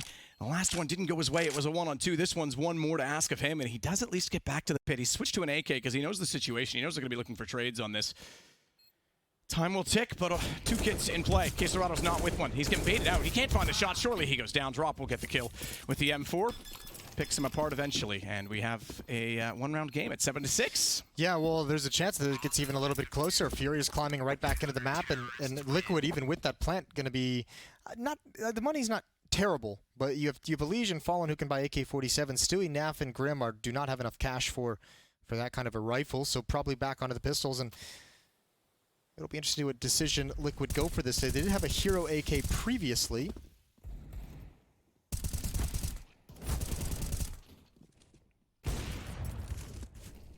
Good round again from Furia. When they're able to find, this might be why we're seeing Liquid end so much of the B bomb site. These A hits, actually, Furia's defense has done a pretty good job of negating some of the early entry attempts and being able to bring reinforcements over in time. A has not nearly been as successful as B. Elige has passed a Hero AK just like previously in this game. It was passed over to Stewie at that point. And again, it's Fallen who does that. So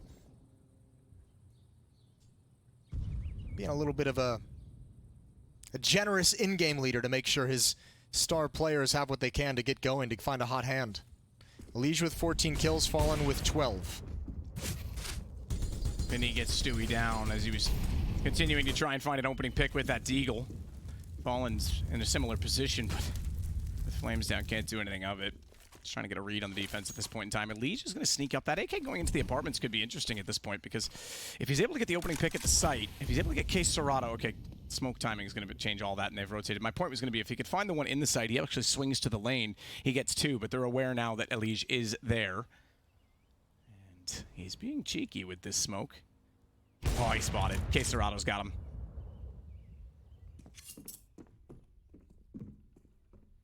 So Elige gone this time. Not much you could hope for. Yuri now waiting as well to see what else will come this direction. We should have a tie game if they're able to continue playing this methodically against pistols. Good bait in. KSCERATO finds that, and Vinny sprays down 2. Pretty straightforward. And well-disciplined round. Good discipline in that round from Furia.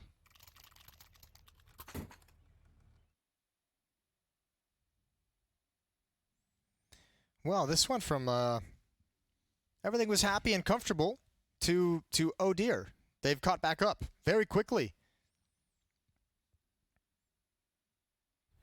It was 7-1 run at some point. It's now 4 of the last 5 rounds have gone to Furia. A deer? Like a dog with horns? It's like a Liquid sandwich on the scoreboard. was a Montoya reference. Never mind. But yeah, liquid sandwich. Don't think that would very much like it wouldn't do well to hold the meat in place. You know? No, How are you supposed to hold a liquid sandwich? that's a fair point. I didn't really think about that before I said it. Yeah. Hang on. You could freeze the liquid Ah, and then break your teeth. eat it real quick before it melts.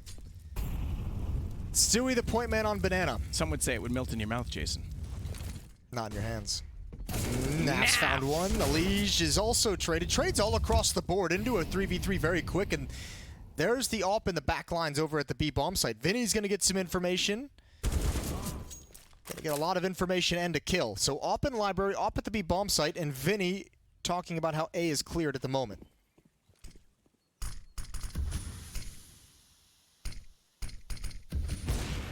Powerful dart from Art, straight through Stewie. Fallen works in there with the bomb. That smoke being planted, just wants to get it down, just wants to get money. Just wants to do anything, but it's round 15, so it's actually not about the money, and I'm an idiot. But Fallen is not. Let's see if he can make this work, because it is another clutch attempt for him. Another one that he'll find himself in awkwardly in a 1-on-3.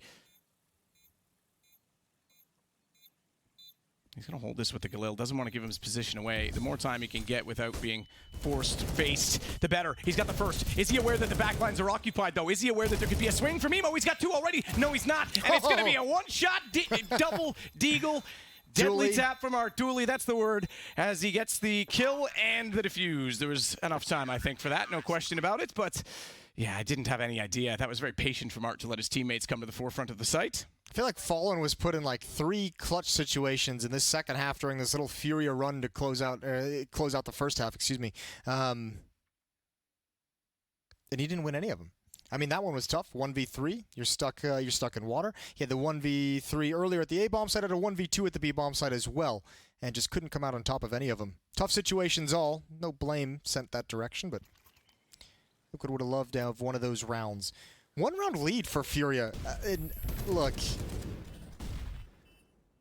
I know I'm from North America, and I know I was, formerly with Liquid, but that feels like a weird thing to say considering how that half felt for most of the going. It's all right. Just like the North American teams, I also had a round where I was off there, so it's fine. We'll just forget it ever happened and get started, okay? Double deagle would be pretty menacing, I think.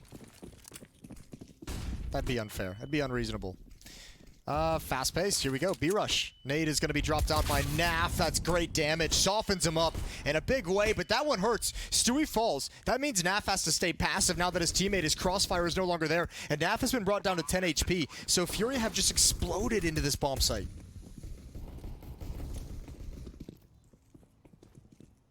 Elige is going to try and work with his teammates to get back into the site, but Explosion is absolutely right, and might be the case because that bomb is ticking. About half of its duration gone already. Art with 1. Not a double deagle this time, it's just a Glock, but Quesarado gets 2 on that weapon. And even though Naf had the equal amounts, it wasn't enough because he got the only kills for his team, for Team Liquid in that round. And now we find ourselves with Furia having a 2-round lead, and the momentum on the second half, good position to be in.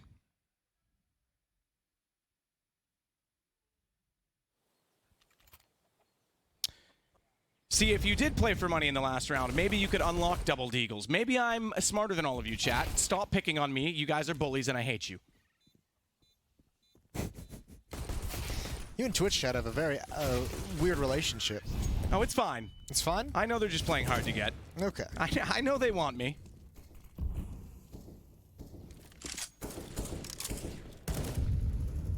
As Elige waits in the cubby, he's going to want someone to walk out and try and... Oh, okay, cool. Yeah, throw him a bit of utility. Give him another smoke to work with.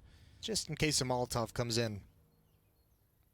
That allows Fallen to move around, and also with 30 HP, Stray Bullet can't take a smoke away from the Team Liquid side. Furia looking good all of a sudden. This has been a map of huge runs from each team. At the moment, the momentum is squarely in the grips of Furia. Smoke out for the front of the site. Flashbang as well. Counter utility used at the 1-minute mark. Furia never had plans to utilize that except to kind of clear top boxes. Not bad from Art. Finds Stewie spamming through smoke. He's down to 3 HP. He'd like to have that one back perhaps. And Naf able to just drop a magazine into the smoke and rotate back around to the site. Furia, they're going to end here. as Elige finds Vinny, and now they have to pull the trigger on the B exec. They have to just go for it. Flashbang is going to slow things down, but that's the high HP and the heavily weaponed defender of this bomb site, and Stewie with 3 health had nothing to do except die. Elige is here, but really, again, not much to do with being smoked out, with the bomb already being planted. Elige should be able to buy some space here, but unfortunately, not more than a kill would go his way. He could sneak into Emo right now at Dark Box. Drop. Didn't spot him. Got into the cubby. Thought he was actually going to be a little bit closer and see him on that cross, but just enough behind the corner. Grim going down gives information, but now Elige, he didn't have any information about the backlines. That gives him up, and unfortunately, I thought he might probe the site a little bit more and find at least a kill, get a gun. Maybe makes things awkward, but round was too far gone either way at that point. So Furia get away now 10-7. And again, these are the 1-to-1 matchups. All elimination matches are best of 3s. And that would mean, obviously, the winner of this gets into the upper side of the bracket. For the bottom side of this, both these teams have had struggles as of late. I think a lot of teams have, right? That is the narrative of this major. We don't really know what to expect online. Certain teams endured. Other teams kind of failed to keep the rosters intact or motivated. And you don't, in the Legend stage right now, you don't want to be facing elimination. No. It's wide open. You certainly don't want to deal with having to run through a gauntlet of having to win 2 best of 3s. You know, facing elimination at 2-2 is one thing. When you're 0-2 or 1-2, man, that feels scary. There's a lot of pressure on that.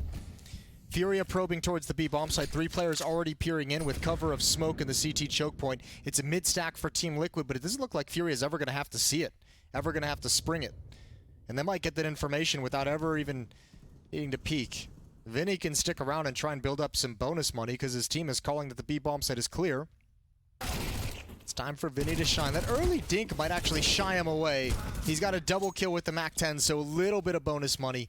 Round's going to be to Furia. 11-7, it's going to be a 4-round lead.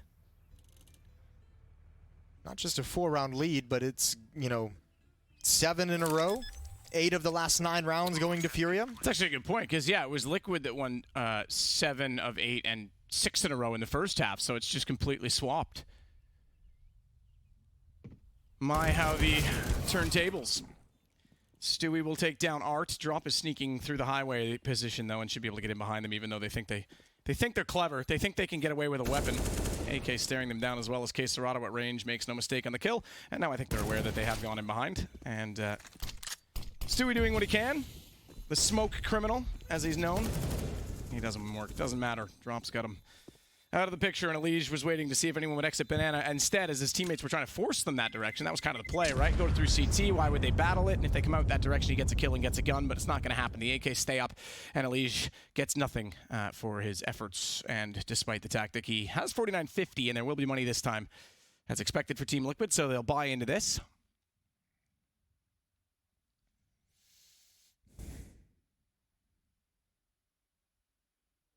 Well, as the desk said leading into this match, historically Liquid, when they won the Grand Slam, it was based on those CT sides. They had a lockdown defense. It's looking like they're going to need to find some of that same mentality here, so this CT side can propel them back into the game, close the gap in the scoreline, help them overcome regional rivals. Stewie, behind the smoke, gets destroyed by a flashbang in KSCERATO. And that's the other thing too. Remember, there's also a blueprint of how to completely dismantle Furia's T-side. Astralis just did it yesterday. A lot of it was aggression down Banana. They controlled that pretty much whenever they wanted. Obviously a bummer that Stewie couldn't maintain that dominance here in this first gun round. But it felt like if you control Banana and you put a stop early and you get that opening pick on Furia, much, much less dangerous and much less dynamic.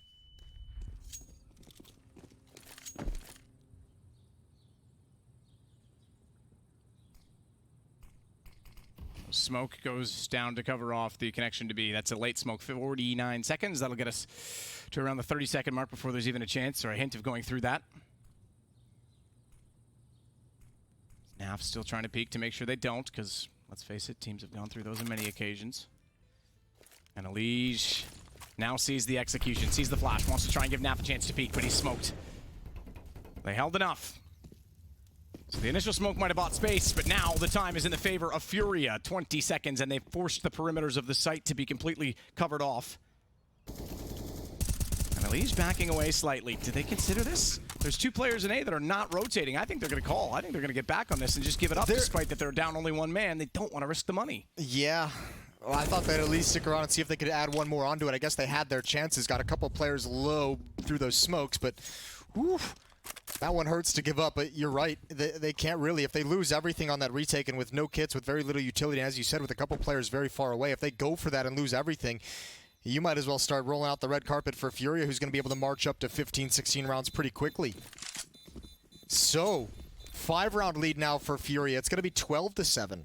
I hate to disappoint the Naffers out there, but he has been slow so far in this major. He has not risen to the occasion, and the high skill ceiling we know that he has. And only 7 kills again today.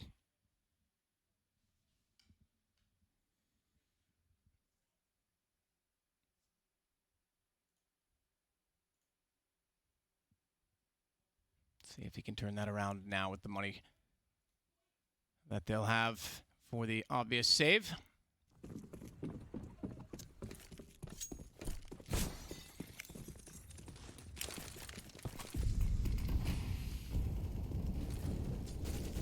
Yesterday he did go 19-8 in the win against Ents. But he certainly hasn't had breakouts that we know he can. So we'll see if that changes. KSCERATO Naf nearly got away with one there as they tried to get him flashed in, but unfortunately he was spotted. And KSCERATO with an AK instead. Drop will burn alive as Elige takes him down despite being dead already. The remaining Molotov was able to get the kill, but it's all onto Grim. That is an explosive take. KSCERATO's on 24 kills right now. Yeah, well, look, 2 things. Obviously, KSCERATO going in through that smoke. I think it was Stewie was the one who passed by him into the smoke as well in front of half wall. Naf never had any idea. Stewie never had any idea. And this is why pros, in many reasons, really feel uncomfortable in best of ones, because look at the way someone like KSCERATO can just influence and dictate so much, having 1 game with the hot hand. 24 kills, and he's just battering Liquid in this map. Just to throw the cat among the chickens as well. I know that's not the saying, but there was a chicken on screen. This is, again, a 1-on-1 game, and the 2-in-1 bracket is lethal, and right now, Heroic is up 10-2 over Astralis, which means they're going to be potentially 1-2, which, man, that's a tough position because we know they can rise. We saw them last week do it. So far, Heroic just absolutely battering them. And last night, I didn't think... That would actually... So, yeah. NiP destroyed them last night. But they weren't even in the game. Like, they weren't playing. I don't know what was going on. I thought they would come out swinging and be bitter about that. And now they're getting wrecked again by another rivalry. Both of their rivals are going to... That's ridiculous. That's actually incredible when you think about that. Both teams that they would have wanted to send a statement to just slaughtered them. That says something. Back-to-back grudge matches. I'm also going to be like 0-4 in my predictions today, and I was actually... I'm pretty sure I had the most right of anyone so far, so I just got wrecked. So, thanks, everyone. Well, think about this one too, Matt. If Liquid go 1-2 and Astralis go 1-2, that rivalry has been well storied over the years. But usually, when both teams are at their peak competing for a championship, and it's been dominated by Astralis, now you would have like a diminished Astralis against Liquid in an elimination match.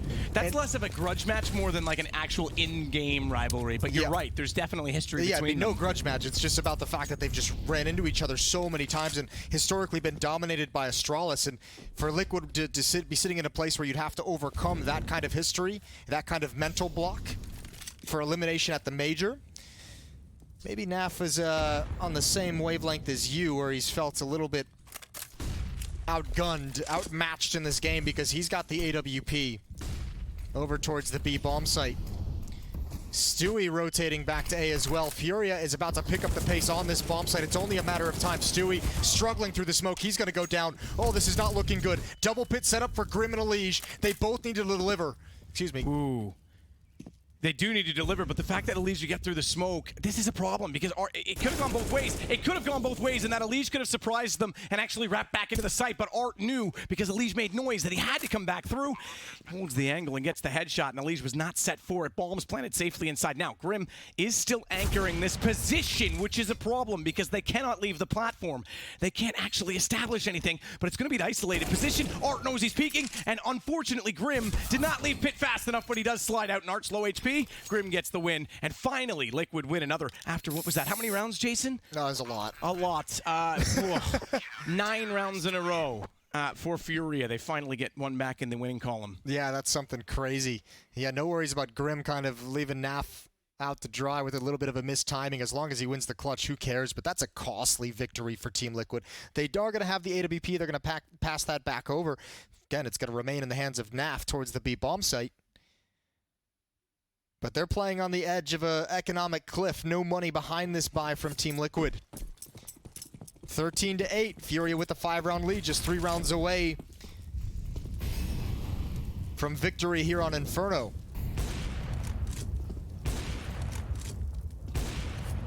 They got to do it on hard mode as well. Furia's got plenty of money built up through this winning streak. If you're Liquid, you have to win at least 2 more rounds in a row before Furia's going to be feeling the sting of a lack of cash. So Molotov out to try and clear the top side of Banana. That will limit the position right now that it looked as though Fallen wanted to take. Interesting that Fallen's on the MP9 and Naf's on the op. Maybe they're just trying to get him going, right? This is the team play. Come on, Naf, you got this. Give him something. Let him change up his fortunes. That's a tough shot. Very tough shot. That's a very. He's hoping for a jiggle peek around that corner, and that's what he'd be going for. If K-Serrato leads the way, wide swinging, going fast around the corner, man, that's gonna be a very, very difficult reaction shot to hit. Smoke is out. In fact, that's front of bomb site. Again, just trying to bait out some kind of a response, see what they're playing up against.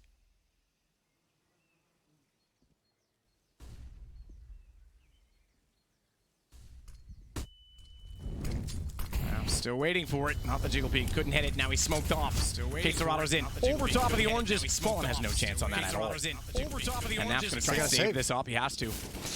Got to get away. Running down the wall's always risky. Bit linear, but Stewie goes back to see if he can hold them off. I think he needs to just bail out at this point as well. Commit to the save. Get out of there. 14 for Furia.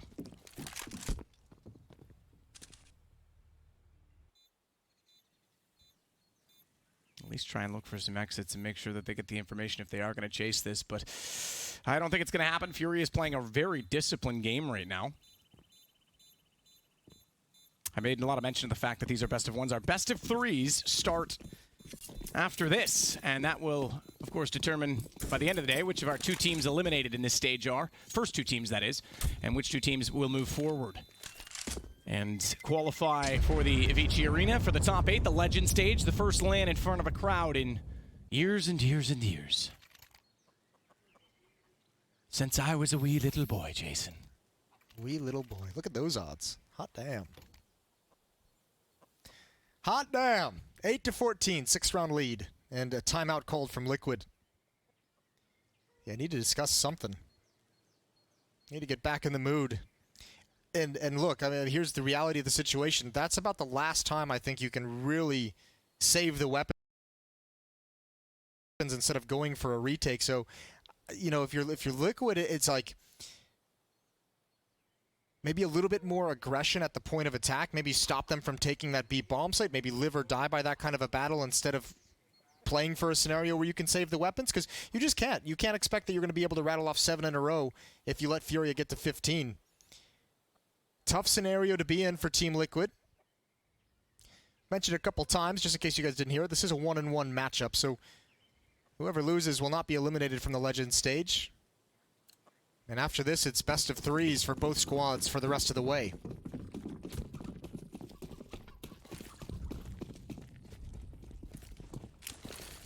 Now with the nades and the Molotov as well that's thrown down, or rather incendiary, but there is a Molotov. It's thrown up against them as they each battle awkward situation to try and get Banana. The Flash actually wins at the smoke extinguished. Stewie knew they were close, but now he's lost. Smoke criminal Stewie. Can he get away with this? 2 HP? Not a chance. Although he nearly lined them up so that they did team damage to one another. And Naf will come out and find one. They hit both. Doubled. He hit both. They absolutely got doubled through it. But Naf still gets away with his... Oh, excuse me. That was still a residual kill from the kill feed. I thought he actually got the shot as he faded off of that. But yes, that was good damage done. That's great damage done. Unfortunately, I don't know if there's any way they can confirm that it was a double, that 2 players will be low. Oh, this is scary, though. If they attack back towards B into Fallen's position, there's a window of opportunity for Furia. They're going to have to be cautious about moving up Banana, and that's going to give time to Liquid to clear out the rest of the map. But even the support system towards the B bomb site, Naf, has very little utility and very little HP, and Fallen has no nades to slow down this hit. He would love a Molotov, love a smoke. That's in Naf's hands. When this hit comes in, Fallen's going to have to play it perfectly. There's the jump over, the shot, and Fallen backs away. Still lucky to be alive. 4 health. Flashbangs in, Naf spamming, and Furia being patient, waiting for it all to subside. Ooh. And it's going to be a post plant for Team Liquid, and again, they cannot run away from this one. The fortunate part for Fallen is that there's no utility left for Furia because he's in a very fragile position, a nade, anything at all. 4 HP is still fragile, don't get me wrong, but does mean he can be a little more confident in that situation, and whether or not he knows that, he's still going to hold his nerve and try and wait for this AWP to be relevant. Vinny stays on top of the coffins.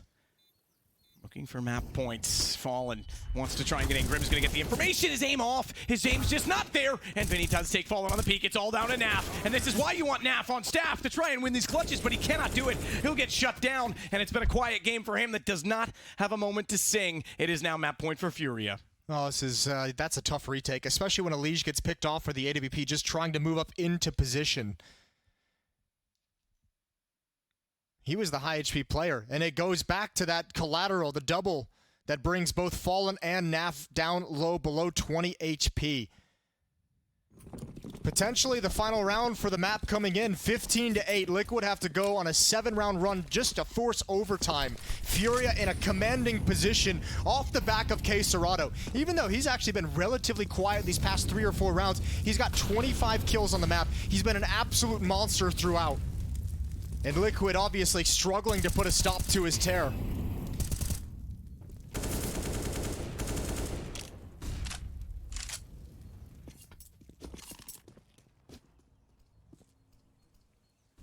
Stewie 2K sneaks into the sights.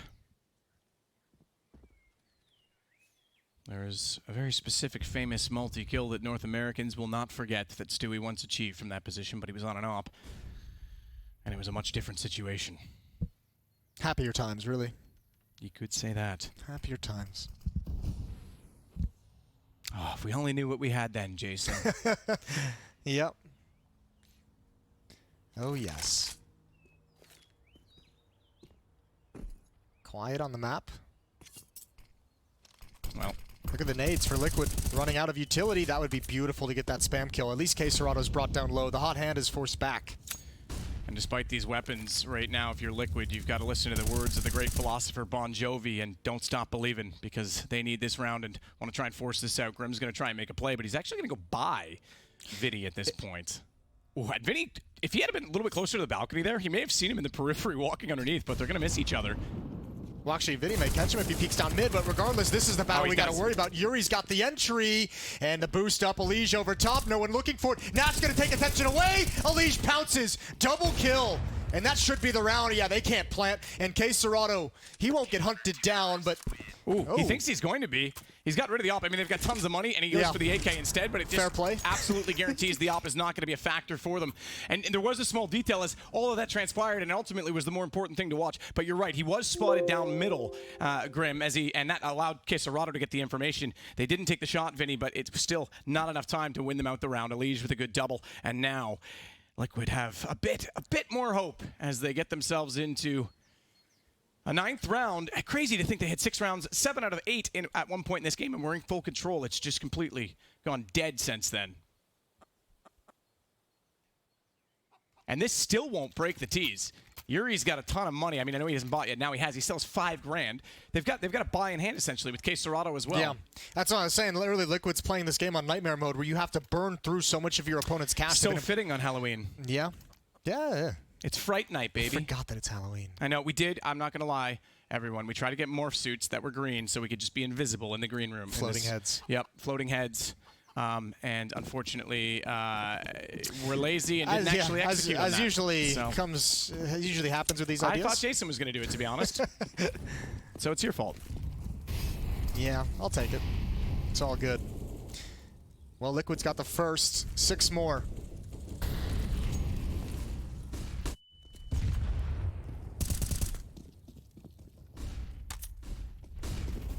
Didn't think we'd even find ourselves in this position, to be honest, the way it was going for Liquid. They just could not find kills.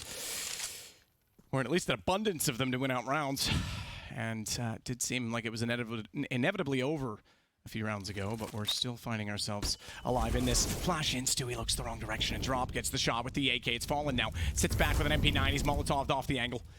Naf's the only one left with a rifle inside of the site, and he'll counter-smoke that of the one they put on the doorway. Drop has gone low. Naf gets him through the smoke, and he's tagged Serato as well. He won't know that, but 49 HP is significant. The problem is that Elige is on 12. Naf himself is on 54. So they'll boost Naf to try and get that M4 back into a powerful position. That's kind of cool too, because Furia might believe he's in the bomb site. They might believe he shifted in. He was at Coffins. There's the SMG taking attention away. They're coming through the smoke though. They run right at him. Naf's got the kill. Serrano wanted the SMG, got the M4. Art's gonna tap the bomb, see what the response is, trying to find something through the smoke, and they bail out. There is Vinny to be put into play. Grim, it's all about the timing. That's horrible. Couldn't have gone worse. And Alicia's no HP. He can't do anything to stand up to this pressure. Fury has found the escape route. The bomb is en route. I don't know that I agree with Grim's positioning even at that point. I know what he's considering. He's trying to back into library, but why Think of the pressure of the situation. Yeah, obviously he's expecting to rotate and then realizes there's a possibility they come back on him and he's caught.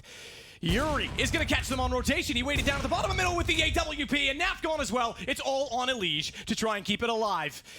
And he's got a problem, a massive problem, as they have the graveyard covered off and the Gravedigger is... Take things into their own hands, and that will quickly, very quickly, be a clean wipe on the A-bomb site.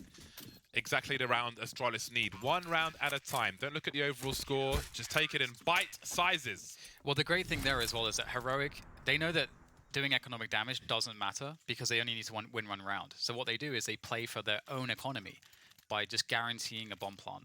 And so by guaranteeing the bomb plant, again, that is the best possible outcome they could have had there, except winning the round, which obviously is very unlikely. So I love that from them, making sure that they have correct goals and objectives going throughout these rounds. And now we're back into the buy. No AWP here in the hands of Heroic. We have the double AWP. Magisk and Lucky, though, for Astralis. Makes it feel a little bit like Dust 2 in a way. And Lucky playing that sort of retake angle here, trying to hold back sight, and here come the nades. Has plenty of sight Lucky to open the kills onto Kaden, who tries to make space for his team, so he sacrificed himself essentially to take the bomb site. This time there's more utility for Heroic. Shush may have some sound cues from Lucky touching those flames, but needs to be real careful about trying to bait this shot here. We've got a flash on the way, and surely Glaive is going to get a kill. Well, there'll be a trade at the very least. And that's even better from Lucky. 4 versus 2 now. The trades will continue in Astralis' favor. Refresh with a very tight angle now. 1 versus 2, but running out of position. Astralis survive another test. Yeah, it's a close one. Oh, there's a smile. There's a smirk. There was something. It was a close one, and these are the moments too when you remember your achievements. You remember that you've won, countless tournaments, that you've come back from countless dire situations, which they have, again, as a core, that they have achieved that. So that's the thing is that, no matter how bad it looks, it's not over till it's over, and they're on the CT side here. Heroic, going for the half buy, might see something similar to that A round, but now on B instead. They know that the AWP is playing this position as well, so if it's one whiffed shot by Lucky, that's a huge edge for these pistols. And again, they swarm onto the site. They have some post-plant smokes. They can kill some time here. That is a very important one. Need to avoid some spray, though. Kaden on the AWP. This could be the round. Down goes Magisk. That's 2 in the bag, and it gets even more difficult for Astralis trying to make a play through the smoke now. Cadian finds a third one. Zipex and Dupree remain 2 versus 5 to stay alive in this 1-1 situation. Now it's down to Zipex, and we've reached the end of the line in this game for Astralis. Heroic moved to 2-1. As for Astralis, the road gets more arduous, more difficult, and longer. And I mean, they're obviously so happy with that one. They dominated Astralis. There were some rounds won at the end, but in reality, that was not a close game at all. Astralis struggled so desperately, and we're really seeing them crack in a lot of these games. It's very difficult to kind of see. But Heroic, what's really cool is that last round, they isolated precisely the setup that Astralis were playing. They're like, well, they only have an AWPer at the back of the site. If we just rush him down with pistols, obviously that's a good approach. And Yeah. so Heroic have been making great decisions. They've got great clutch behind the individuals, and they've got a synergy and kind of team spirit that right now is in a great place. And all of those things is the opposite for Astralis. Yeah, despite the score, I think it was a very entertaining game of Counter-Strike. As soon as I saw it was Ancient, I knew Astralis were going to be in all kinds of trouble. Yeah. And, you know, I think maybe you could give them the benefit of the doubt versus NIP because Device will know most of what they're probably trying to bring into that game. But we can see that it may be more of a question of form here as they are dominated, completely dominated by Heroic. But I did expect that. I just think that the map choice just wasn't a good start for them in the first place. Maybe they had a plan. Again, we didn't know the data with their 4 matches played of late, but they had to have more than that in the pocket. But those pockets were just ripped off their jeans, man, by the like of Heroic, who controlled the match for the most part. Yeah. Yeah, and if anybody's like, I mean, the thing about Heroic now with Ancient is that I feel like from the 2-3 games that we have casted of theirs and just watching them in general, a lot of their setups, their CT side setups now are pretty established. So if you're picking into them later on in the tournament or playing the best of 3s, Ancient might not be a bad look for certain teams just because the CD setups of Heroic are pretty established now in terms of the demos, the tape that exists. So, you know, that's the one disadvantage of how powerful this map has been for Heroic so far. It's just that they've shown a lot on it.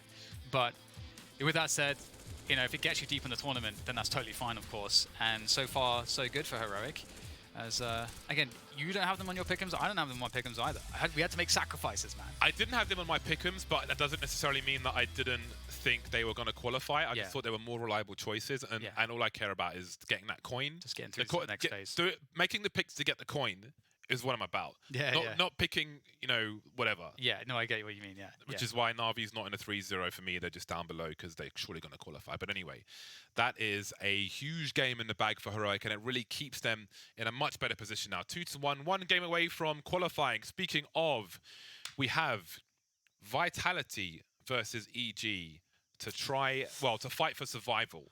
That is going to be a best of 3 game. That is our next game, and that's coming after a break. So don't go too far away. We'll see you back here for more carnage from PGL Major 2021.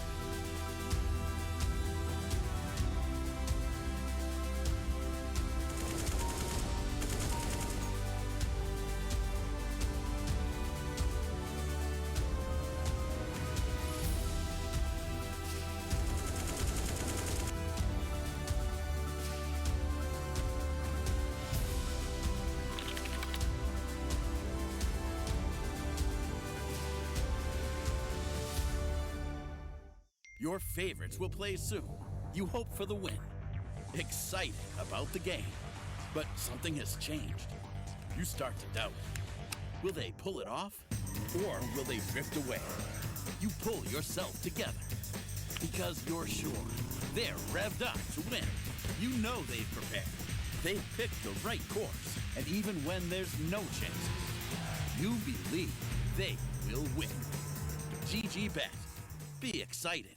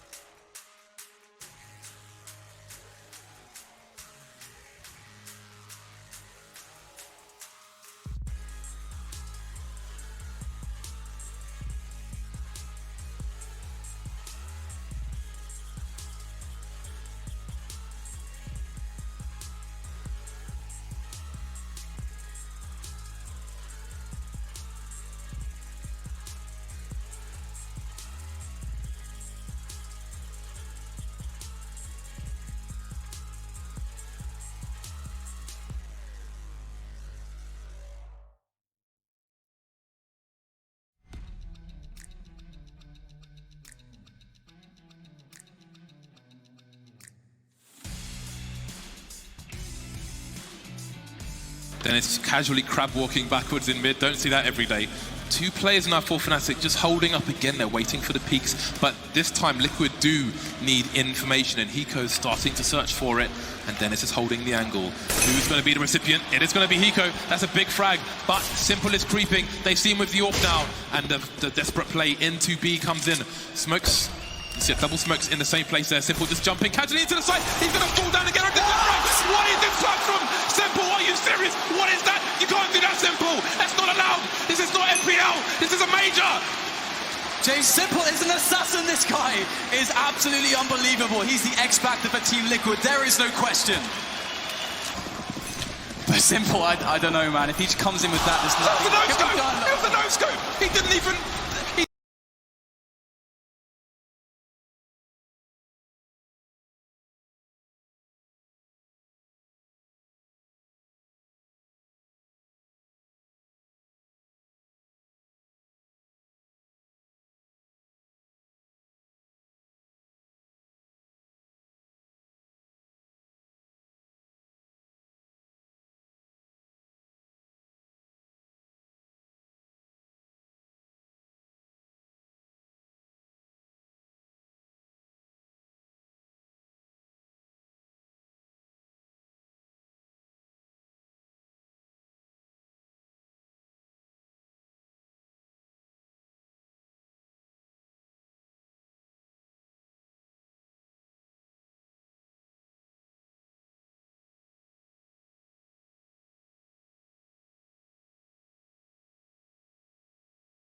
Round.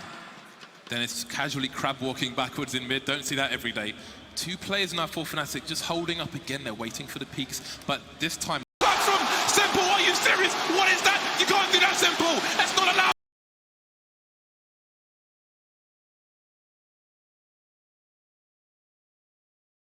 Crab walking backwards in mid. Don't see that every day. Two players now for Fnatic just holding up again. They're waiting for the peaks, but this time Liquid do need information, and Hiko's starting to search for it, and Dennis is holding the angle. Who's going to be the recipient? It is going to be Hiko. That's a big frag, but Simple is creeping. They see him with the AWP now, and the desperate play into B comes in. Smokes. You see double smokes in the same place there. Simple just jumping casually into the side. He's going to fall down again. What is this flag from Simple? Are you serious? What is that? You can't do that, Simple. That's not allowed. This is not FPL. This is a major. James Simple is an assassin. This guy is absolutely unbelievable. He's the X Factor for Team Liquid. There is no question. But Simple, I don't know, man. If he just comes in with that, there's nothing. It was a no-scope. He didn't even... He had one button on his mouse stand. He had one button. There was no zoom. Then it's casually crab walking backwards in mid. Don't see that every day. Two players now for Fnatic just holding up again. They're waiting for the peaks, but this time Liquid do need information, and Hiko's starting to search for it, and Dennis is holding the angle. Who's going to be the recipient? It is going to be Hiko. That's a big frag, but Simple is creeping. They see him with the AWP now, and the desperate play into B comes in. Smokes. You see double smokes in the same place there. Simple just jumping casually into the side. He's going to fall down again. What is this flag from Simple? Are you serious? What is that? You can't do that, Simple. That's not allowed. This is not FPL. This is a major. Then it's casually crab walking backwards in mid. Don't see that every day. Two players now for Fnatic just holding up again. They're waiting for the peaks, but this time Liquid do need information, and Hiko's starting to search for it, and Dennis is holding the angle. Who's going to be the recipient? It is going to be Hiko. That's a big frag, but Simple is creeping. They see him with the AWP now, and the desperate play into B comes in. Smokes. You see double smokes in the same place there. Simple just jumping casually into the side. He's going to fall down again. What is this flag from Simple? Are you serious? What is that? You can't do that, Simple. That's not allowed. This is not FPL. This is a major. Absolutely unbelievable. He's the X question.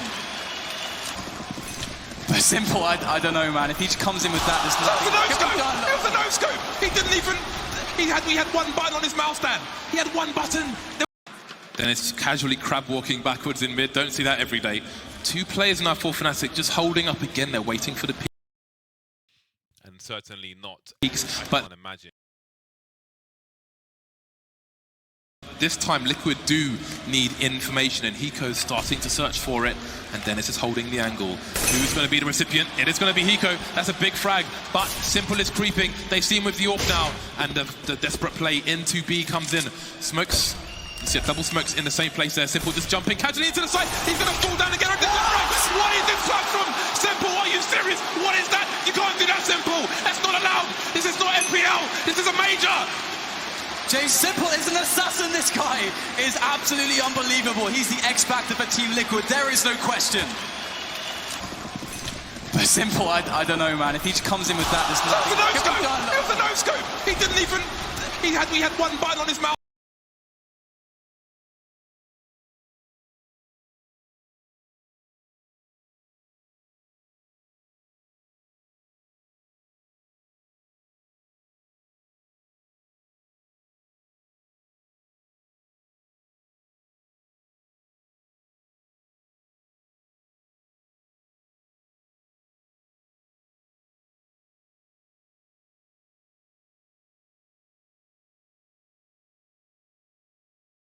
He just wants to play. It doesn't matter if he has to travel, if he has to be away from home. It doesn't matter. But it's been, especially in this COVID era, people have had to be in Europe for an extremely long time. It's been difficult to go back and forth.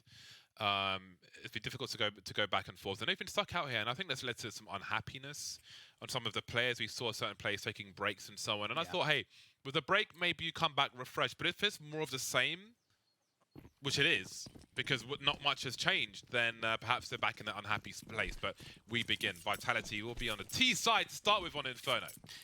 It's the CT side, sorry. Yeah, and it's a great side for them to start off on. We'll see if EG can kind of get that early control, though. They'll be against two players here, moving into this A-bomb site.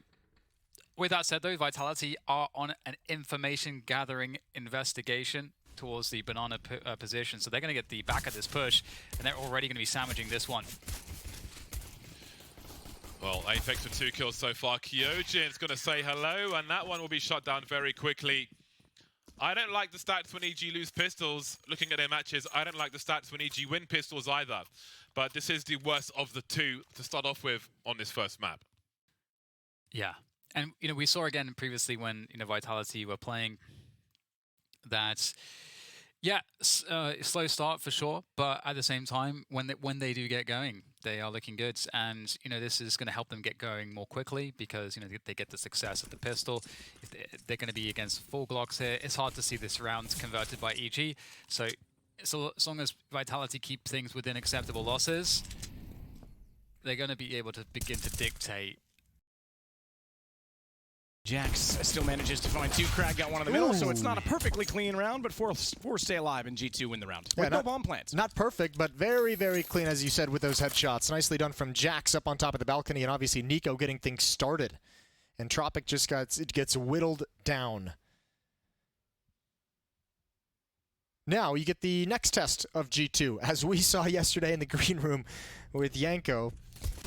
It's not the pistol rounds you got to worry about with G2, it's the second rounds. Can they actually convert off this victory? And again, that's the reason I bring up the lack of a bomb plant, because you're not going to be facing the AK-47s. Yeah, it makes it a bit easier. Yeah, absolutely. So that's almost needs to be like, if I'm a T side right now in pistol rounds, I'm always going to be trying to get a bomb plant. That has to be goal number 1, because even if you lose, you're still in an okay position. Well, so it begins. Nico takes a tag. He's going to be softened up for the Deagles. 30 HP on him from the scout. Elian's going to be more than happy with that exchange. And you can see here's the Deagle that would finish Nico off. Nexa's going to investigate. Nice double peek. Actually, Nico even gets tagged. I don't know if it was the range or if it was maybe through the body of Nexa just a little bit. Nico's brought down to 5 HP. Lucky to be alive. And that's going to be interesting. If they can have success, if they can find Nexa or Amanek with Nico's HP, he can't really take part in this coming battle. So far, so good though for G2 as Amanek and Nexa kind of shove aside the danger in this round by getting those opening kills. No real danger, no real aggressiveness available after the first 2 kills come out. Elian's left alone with the scout to just find 1 kill at the end in garbage time. Ain't gonna happen. Ain't gonna happen. Not today, Junior. Amanek coming up with the kills as they close it out again. So that time they do concede a bomb plant, but they win the round. That's more important, and the money was coming anyway for the T side. just to note as well, and I'm sure you're all aware, you've got technology and you know how to use it, you smart people of Twitch. But there is obviously a match on our B stream as well. That's Vitality versus EG. And that one is very much for elimination. While we talk about the advancement on this side, that one is someone going home. Yes. Yes, it will be. And I think there's a heavy favorite in that game as well. That'd be EG. You're not. Yeah, I got it. I didn't want to kick a dead horse, you know. Krad over the top of the smoke, sees nothing, but equally Jax doesn't hit him with the spray. This is a nice little push. Hunter has gone all the way through underpass and found it clear, which is interesting considering there is one player up there in advanced position for Jax, and I think, yeah, he gets caught out by that a little bit, but that's not going to dissuade Hunter from continuing to push forward towards T-spawn. He knows it's just the one guy. Everything else is clear. He would have seen some other indication, and this should be a slaughter as the smoke clears. A little bit shaky from NiKo. He's just getting warmed up. He is indeed. I expected a little bit more of a purchase out of this. My apologies, as they didn't quite get enough even with that bomb plant down. It's only the third round bonus, so now we'll see guns. Now we get the 3-0 from G2, so yeah, look. Maths, they're hard. Elian can go for the AWP in low armor, or helmetless armor. That's exactly what he's going to do. Add a smoke into the equation. 3-0 for G2 in the early going. But now we get into the fun stuff. Yeah, now we get this party started. Omnic to middle with the AWP, goes straight down. Okay, not looking for any fancy jump, wants to get under the... Okay, all right, Omnic straight up to the top of middle with an AWP. Elian apparently knows that this is a possibility. He's certainly aware that they like to run this strategy. Tags him through the wall, didn't get the kill, but that damage was almost enough. Look at the nades they try and throw to kill him as he tries to run back. They could have swung on that. Potentially could have swung on that, and that's why Hunter was on catwalk. Yeah, you can swing on it, but I think Entropic's just saying, look, we've neutralized the aggression. We're more than happy with that. Trying to shoot a flashbang over to a teammate? We're seeing more and more of these little flash tactics. Did that actually make it? Is that the one he's got in his hand? Yeah, I didn't see if that did make it or not, because there's that little step in the middle of the site, Do you trust the angle of which you shot that flashbang? It's like a game of pool across the entire bomb site. Elian is going to have some space to peer over the smoke in connector. As I was saying, though, the T-side happy to just force Almanac back. They consider that a victory. Pop flash peek. Oh, that's beautiful. Nexa from the A site. There's the flashbang shot over to him, and it comes back. How do they not consider window after letting the smoke dissipate? They just get flashed off by it. Such a simple play from NiKo. And he's got 3 in this round now. Make it a 4th as he gets... Lackey as well. He's got the ace. He finds Forrester sneaking out. Deagle at range. And NiKo is on the board. 4-0. And he's, sir, looking deadly. 5 kills Omnic, 9 for NiKo. And again, 5 of them in that round. Style points. I'm just going to give him 2 assists as well, considering he's the one who shot the flashbang over to a teammate that then delivered this. Yeah. So NiKo does all the work in this round for the team, and even finishing it off with a deagle. Not even bothering to reload. He's on a heat check right here, and he's got it. It's beautiful stuff. That's a way to start a game, and it makes sense. Entropic immediately call a timeout because you just got spanked. Yeah, you did. That's an even cooler point. You're right. He was involved in getting the flashbang over to his teammate. That is actually unreal. That is super cool. That just shows that it's not all skill with NiKo anymore, that he's matured. He has that game sense about him as well. And it'd be interesting. I know that, you know, listening in on comms, we've had that debate before about, you know, you could have streams where the comms were live or they were relayed to you after. I do think the Formula One tactic of potentially getting a radio message, then having them go through sort of a producer who grabs them delayed. Because where I'm going with this is it'd be nice to hear some of the comms now about how they talk about grenades, and maybe there's a change in how grenades are discussed and how, you know, do you need a flash? I can get you one now, instead of we have to rotate, right? And who's aware of it? Who's got the best idea of what to do in those situations? Well, color me shocked that you think Formula One is doing something well. Yeah, I mean, what can I say? I can tell you lots they're doing wrong, too. But, but that's less fun. That is less fun. Ooh. Lackey eats the nade. 51 HP. Hunter for the jump up on the bench. Bubsky's bench. As NiKo sprays through the smoke. A lot of pressure from multiple different angles, and actually a little bit ropey for G2 to handle it, but they do just pull it under control. There was some space that was found. Nickelback gets up mid, but that's a lot of HP taken away from him, so shouldn't be any more danger. He does jump over the murder hole. They're getting some nice tags, but the HP is drifting and slipping away. The bomb is still down on top of T-ramp. So that should be the round as NiKo finds a kill on Catwalk. He is 11-0 in these first 5 rounds so far. Make it 12. Maybe. Almost jinxed him. Oh no, you did. He didn't get the kill, and he's probably gonna die to this Deagle now, Jason. So, thanks very much. Please don't ever come back to the party again. You're not invited.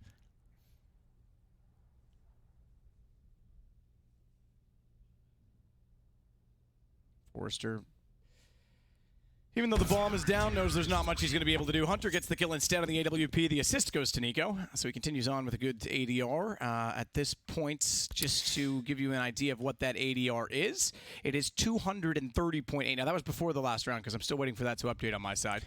But that's still a ridiculous, ridiculous amount of ADR. 3 players on G2 before the buy in this round were sitting around $12,000. They're rich. It is still 230. Yeah. That's pretty good. We'll take it. Yeah, getting that ace helps, obviously. Sure, yeah. Hunter, deep Molotov through the smoke, and Tropic has taken a very fast-paced mid-control. And surely those footsteps from Forrester would be heard. That one has made it underneath window. As an 8 is dropped out close, but not a whole lot of damage done. Jax finds a kill and traded through the smoke. That's a Krieg from Krad. A Krag? Krieg. What is, did you ever, what is it, The Legend of the Hidden Temple, that old Nickelodeon show? They had the Ultra Krag was like the final obstacle you have to make it through. Interesting, yeah. Not that it really applies here in any reasonable way. Sorry, Jason, not all of us are 40 years old and remember those children's shows. That show is legit. Pretty sure you're only like a year older than me, so whatever. Both a bunch of boomers. Hunter's taken down by Forrester. His head removed by an AK that was coming out from the underpass.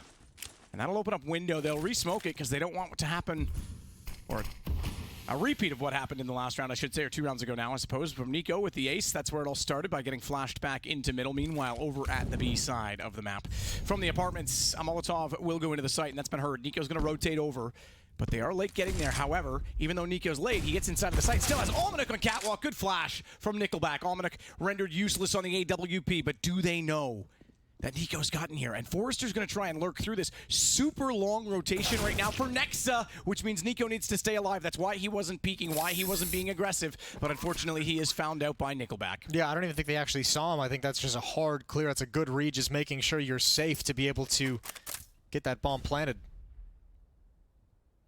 Nexa, just to save the M4A1 into the next round.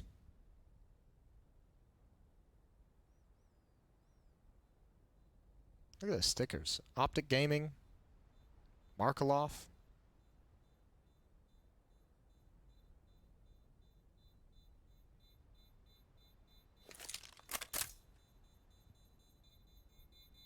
Next up, does at least get Nickelback down and keeps his gun up, but round over. Forrester far enough away, is he? Yeah, just takes 2 damage. He only had 16. Look at all the utility flying around inside of the site. They'll go back and gather what they can in terms of grenades.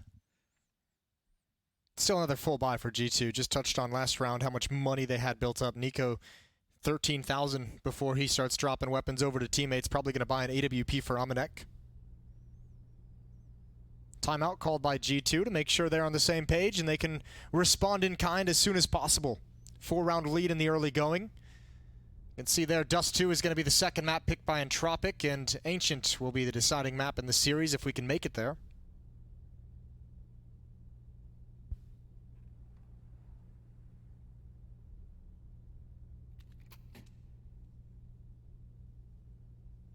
Yeah, if we can make it there. Absolutely right.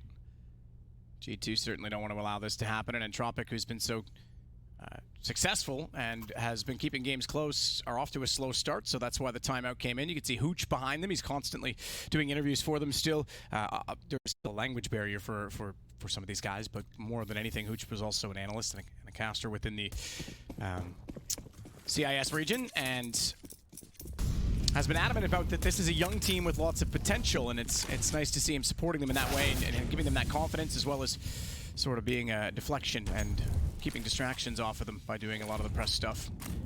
Jack's already over toward B. We've lost one of the round. Almanac was found very early on by Forrester. Yeah, great shot from Forrester.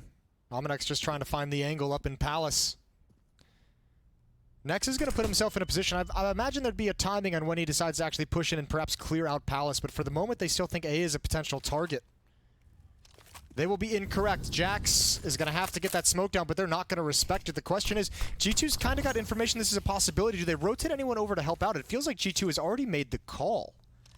And ironically, actually, maybe not ironically, but Entropic's going to back off and perhaps a fake?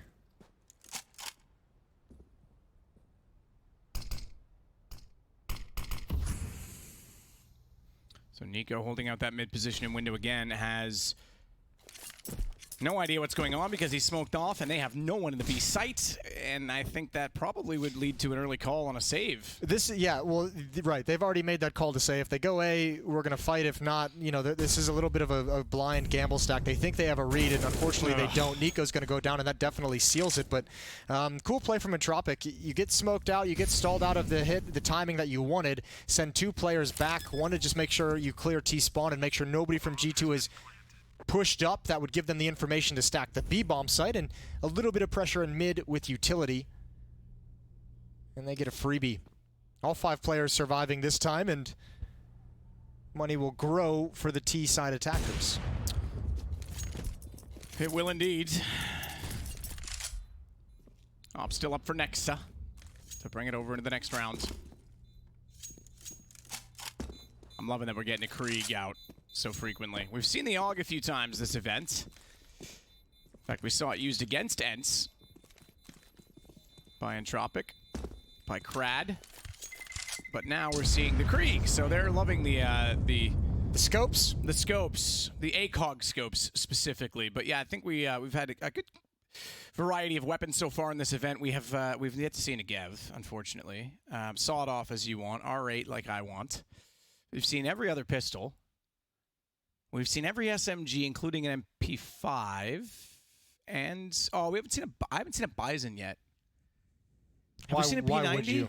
P90 Bison, I don't think the only two. We've definitely seen a UMP. Just trying to go through all the guns? Well, I'm trying to think of what guns we haven't seen in the major. I want to see every gun used. Okay, I haven't seen any of the auto snipers yet. I was just thinking that, but I'm sure we will, right? Haven't seen the Negev with the heavy machine guns? Yes, that's haven't right. Yeah, seen the sawed-off as well. I just said all of these, Jason. Oh, did you? Okay. Come on, man. Pay attention. What am I here for? It's a very good question. Amanek and Jax have 2 kills. Jax is going to add another one. And the B hit is going to get, shuffled aside. No success on the initial contact from Entropic. Amanek does get naded. Some follow-up engagements almost going in the way of Entropic, but no longer. Op cannot find its target in time. 6-2. It's a 4-round lead. To be fair, one of the most frequently used places for the auto sniper was obviously the mid doors pick and dust too. And now that that's not as easy to do, you may not see them as much. Yeah, probably won't see him at all. I hope we do. Apparently, someone's saying that Heroic used the auto sniper at some point in time. So there you go. Dang. Well, I didn't see it. Round number 9 is live.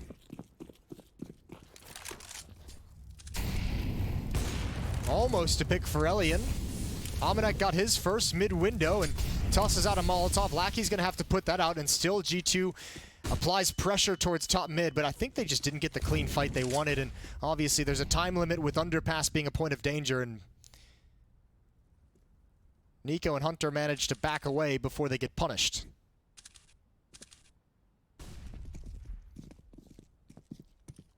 Still trying to find some information toward that connector position. They go back toward the window, see if NiKo can get another peek. He's not shy to try late. Instead, though, it's going to be him that holds the jungle position. They've already rotated back through the vent as well. NiKo can't catch the kill. They go by, and Ilian as well will take down Nexa now. I thought that was from our perspective. It was not. That was further down as the AWP found the shot. In fact, all the way over from connector, and he's going to be looking there. So Bomb, they want to try and plant it for him, but they're not going to be allowed. If they could have gotten that down, although I say it was a little bit to the left. They op in the post plant at connector. Could have been a huge problem for them because they would have rotated over to the A site and then realized he was so far away that he controls the situation. Amanek trying to get back in. 40 seconds to recover this bomb. And Alien will go aggressive with the AWP up close, and he makes no mistake. They knew Jax was there. He was being held the whole time by Lackey. And the lack of information is now not a problem, as Almanac, because he has seen what happened and how it transpired, knows they're both inside of the site. And unfortunately, I believe he's going to have to concede this plant. Flash up, try and go for a quick peek on the planter. Caught himself with the flash, but not a full duration. He's able to go back. Oh, okay, well, he's just not very good at throwing things, unfortunately, except maybe the round, because it's a 1-on-2 and it's going to get away from him. Yeah, he's got one more chance with the smoke. Over the top. He's not going to see him. Ilian's going to play him better than that. He's going to get right inside of it. They know he's in now. There is a gap there. Who sees it first? Ilian misses. Oh, that was a close miss. When he pressed Q and brought up the crosshair again, he was just barely off of that on the no-scope attempt. But yes, it is going to be the round for Entropic. It's a bummer. I don't think Jax had any idea that they'd spot him going into that position. He had no idea that he was being read. You got to say, though, props to Lackey. All the patience to stay inside the bomb site in that position, not peeking anything, waiting for his teammates to kind of help out. Able to find Hunter as well. And really in that 2-on-2, Almanac and Jax really didn't make any kind of plays to gather information. They just tried to play it as passively as possible, and that gets punished. 3-round lead, it's dwindled. So is the money for G2. They're at a breaking point here in round 10.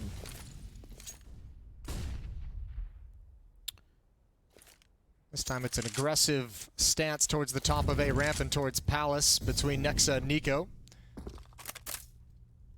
And an aggressive push into the B halls for Hunter and Jax. So trying to shrink the map, trying to get some information early on in the round.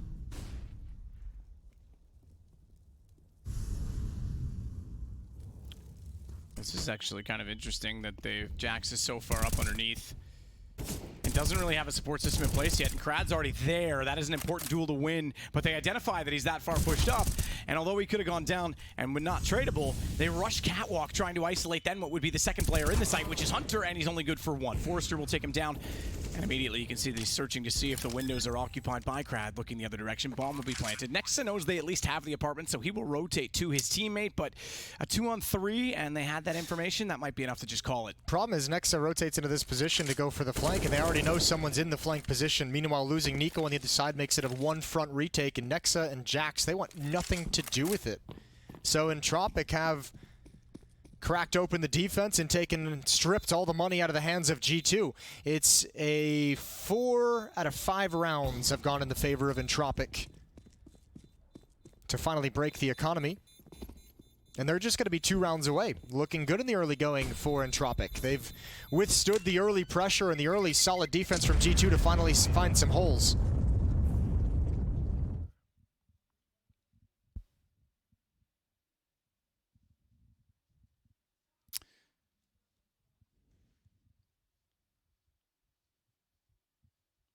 All the jerseys identical for G2, but Entropic got the sweaters busted out, you know? Trying to stay warm, because so far, pretty calm and collected in what is a bit of a comeback now.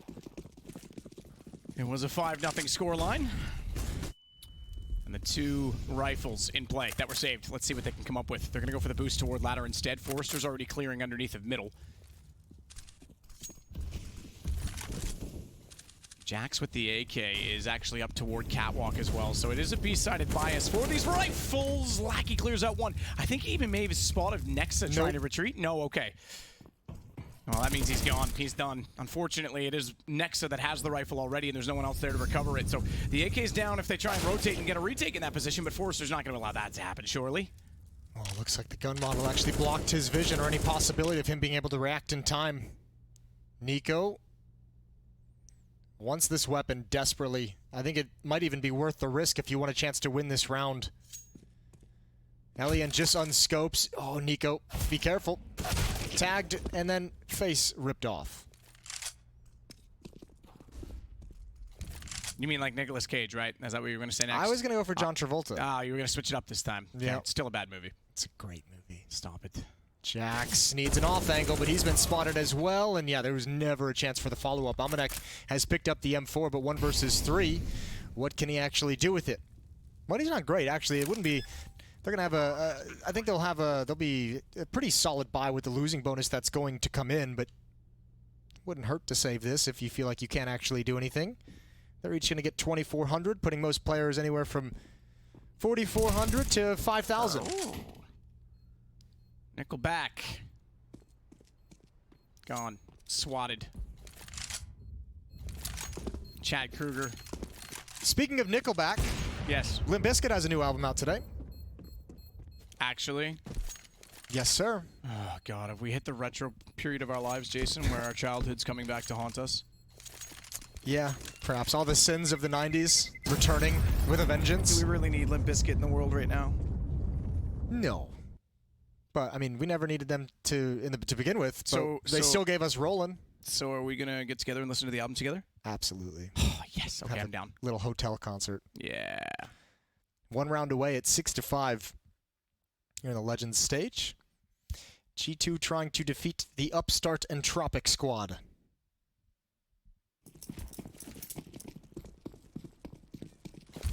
Next is going to put the Incendiary out early with a nade on top of it in case there will be a fast play toward the A ramp, but it's not, as we know. And the fact that the bomb is still in T-spawn and held right now by Nickelback. They don't have any information on the ramp. Presumably, he's just sitting there to get utility in position for his teammates. But I say that he doesn't have a smoke. I thought maybe he was going to try and put the late smoke out, and then that way that would give them one more for a late mid-take or a B hit. But instead, he's just hanging out, waiting for a call. He's going to go to Palace as well, so no one taking A main as of yet. And a little bit of a boost to get them on the box. Wasn't really a full inertia-based run boost, but it still got him above the smokes in mid. I love reverse firebox. Nico's not really tucked against the box, but man, I guarantee you once, do it in matchmaking, and I guarantee you at least one round you're going to get like a trigger discipline moment playing in that position. It's a filthy little off angle. I love it. It certainly is, especially. I love it because I suck, so I play that and I get like a 3-can. It's like, yeah, boys, I'm sick. I'm the best. It's easy kills in matchmaking. Yep. Hunter. Ooh, sweet Jesus. That was a small pixel. Nades raining in. Nico's out in the open. Wow, okay. Lackey with 2 quick kills through the smoke. Nexa cannot respond quick enough. Up over the top is Krad, and very, very quickly G2 get punched out of this round. It's going to be 6-6. And this is all stemmed from the back of that timeout. Remember, it was 5-1, and we saw the timeout call. Yeah. And Hooch and the boys started chatting this over, and hey, fair play to them. That's a good mental composure and reset for them. They've been able to respond. They identified, obviously, the issues. And for the young team that they are and the dark horse they are in this event, that's exactly what you want to see. That's a very promising tell as they're going to tie this game up. So, yeah, Entropic making a case for this. Like you say, if it was a best-of-1, I would have had no problem. Just like you said, picking Entropic to win it. Best of 3, we weren't sure, but good start so far. I don't know if it's a good start. It might be a great start for them to come back like this with such a vengeance, not let G2 get so far ahead. And now they have control. Now there's economic issues and economic concerns that G2 have to address. Timeout is called, the second one. 3 rounds left in the half to play. And even with that saved M4, I don't think you buy here. So a real good chance for Entropic to take the lead.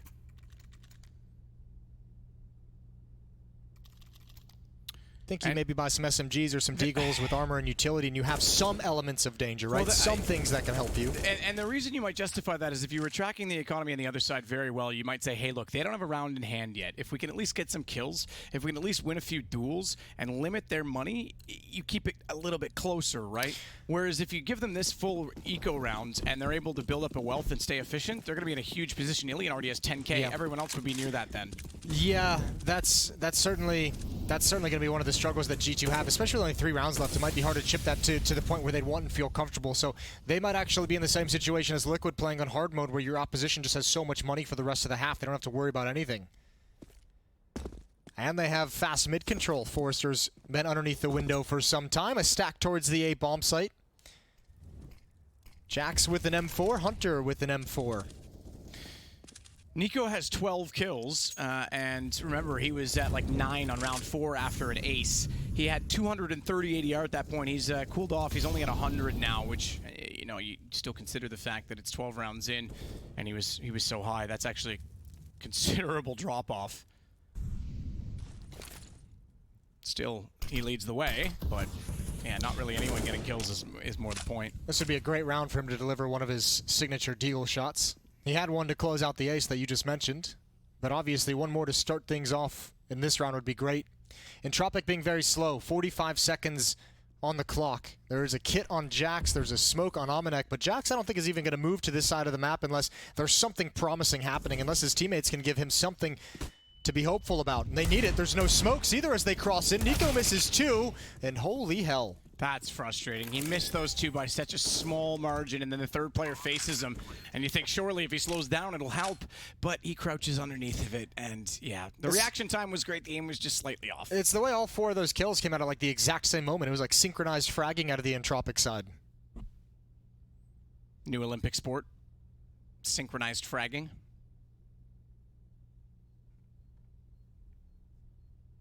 But then again, judge-based sports kind of have a controversy as enough as it is, so let's just leave that out of it.